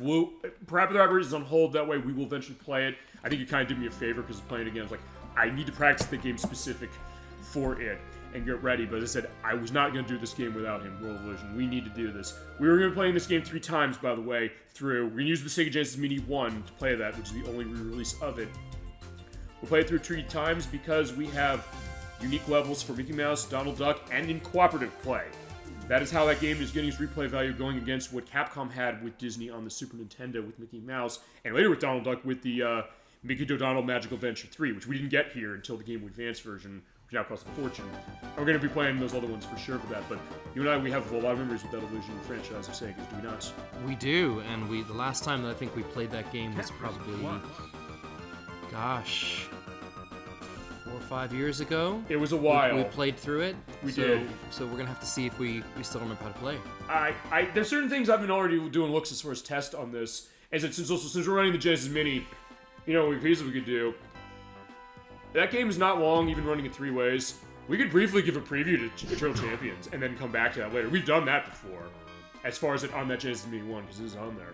Or maybe I can also get your opinion as far as that, because I played Castle Illusion 2 years ago, the weekend, the day it came out, for 30 years, back in 2020, to look at that, or take a brief look at some of those other stuff as a little bit of a bonus. But yeah, next week is primarily going to be World of Illusion starring Mickey Mouse and Donald Duck for Sega Genesis.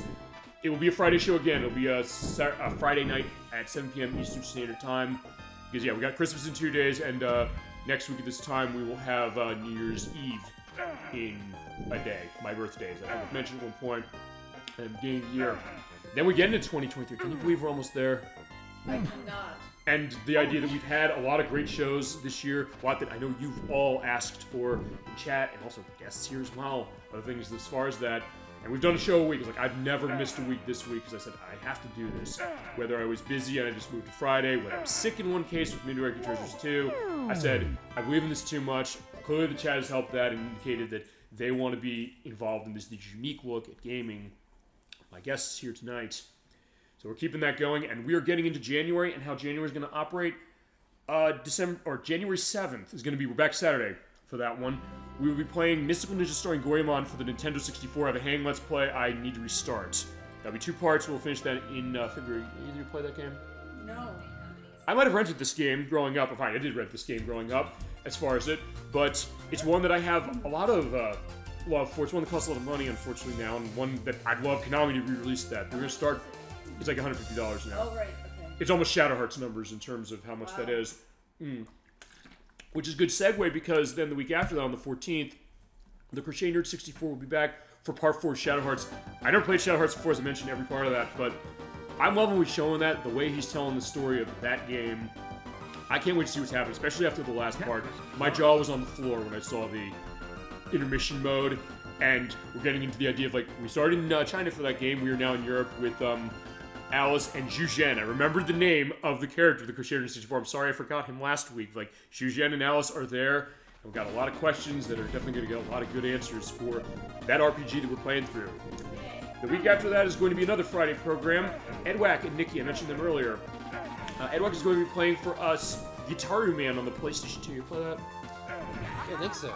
Yeah, I haven't either. It's a game. It's a music rhythm game from Innis. The people made Elite Agents, and they also made Lips on the Xbox 360, which is a karaoke game that I know I can't show because of license reasons, but it's a good one, and I love Elite Agents. It's my favorite game on DS specific. This one does not have licensed music content problems. He loves this game. I said, I know we want you on the show more. He was also in part 2 of Parasite Eve. I'll give a link to that specific. That was one of my favorite shows we've had this year. Is that we're not done yet completely with next week. And then at the end of February, Maddox is coming back for the finale of Parasite Eve for PlayStation. I'm loving that game as far as what we've been playing for it. We gotta go through the Chrysler building, just to indicate if you've never played Parasite Eve. It's a randomly generated dungeon that has 77 floors the way the actual Chrysler building in New York does. I got us killed by a treasure box last time. I need to get Iabrea set so we have enough armor to be able to climb that, get to the real final boss, and finish the game. Finish that great Square RPG from PlayStation 1. And then we get to February where we have the finale of Mystical Ninja Story Goemon set. We have Shadow Hearts reset. The dates for those will be to be coming. And then we'll figure other stuff. I know Nocturne was saying about Mega Man Legends 2. We might start that then, maybe not. Nikki with Freddy Fish, Case of the Missing Kelp Seeds. I'll talk to her when we do our show on January 20th with her. And then I guess the only other stuff I know going forward a little bit is that I know we have finale most likely of Shadow Hearts in March. Game Dev Tycoon with Protorova in March as well.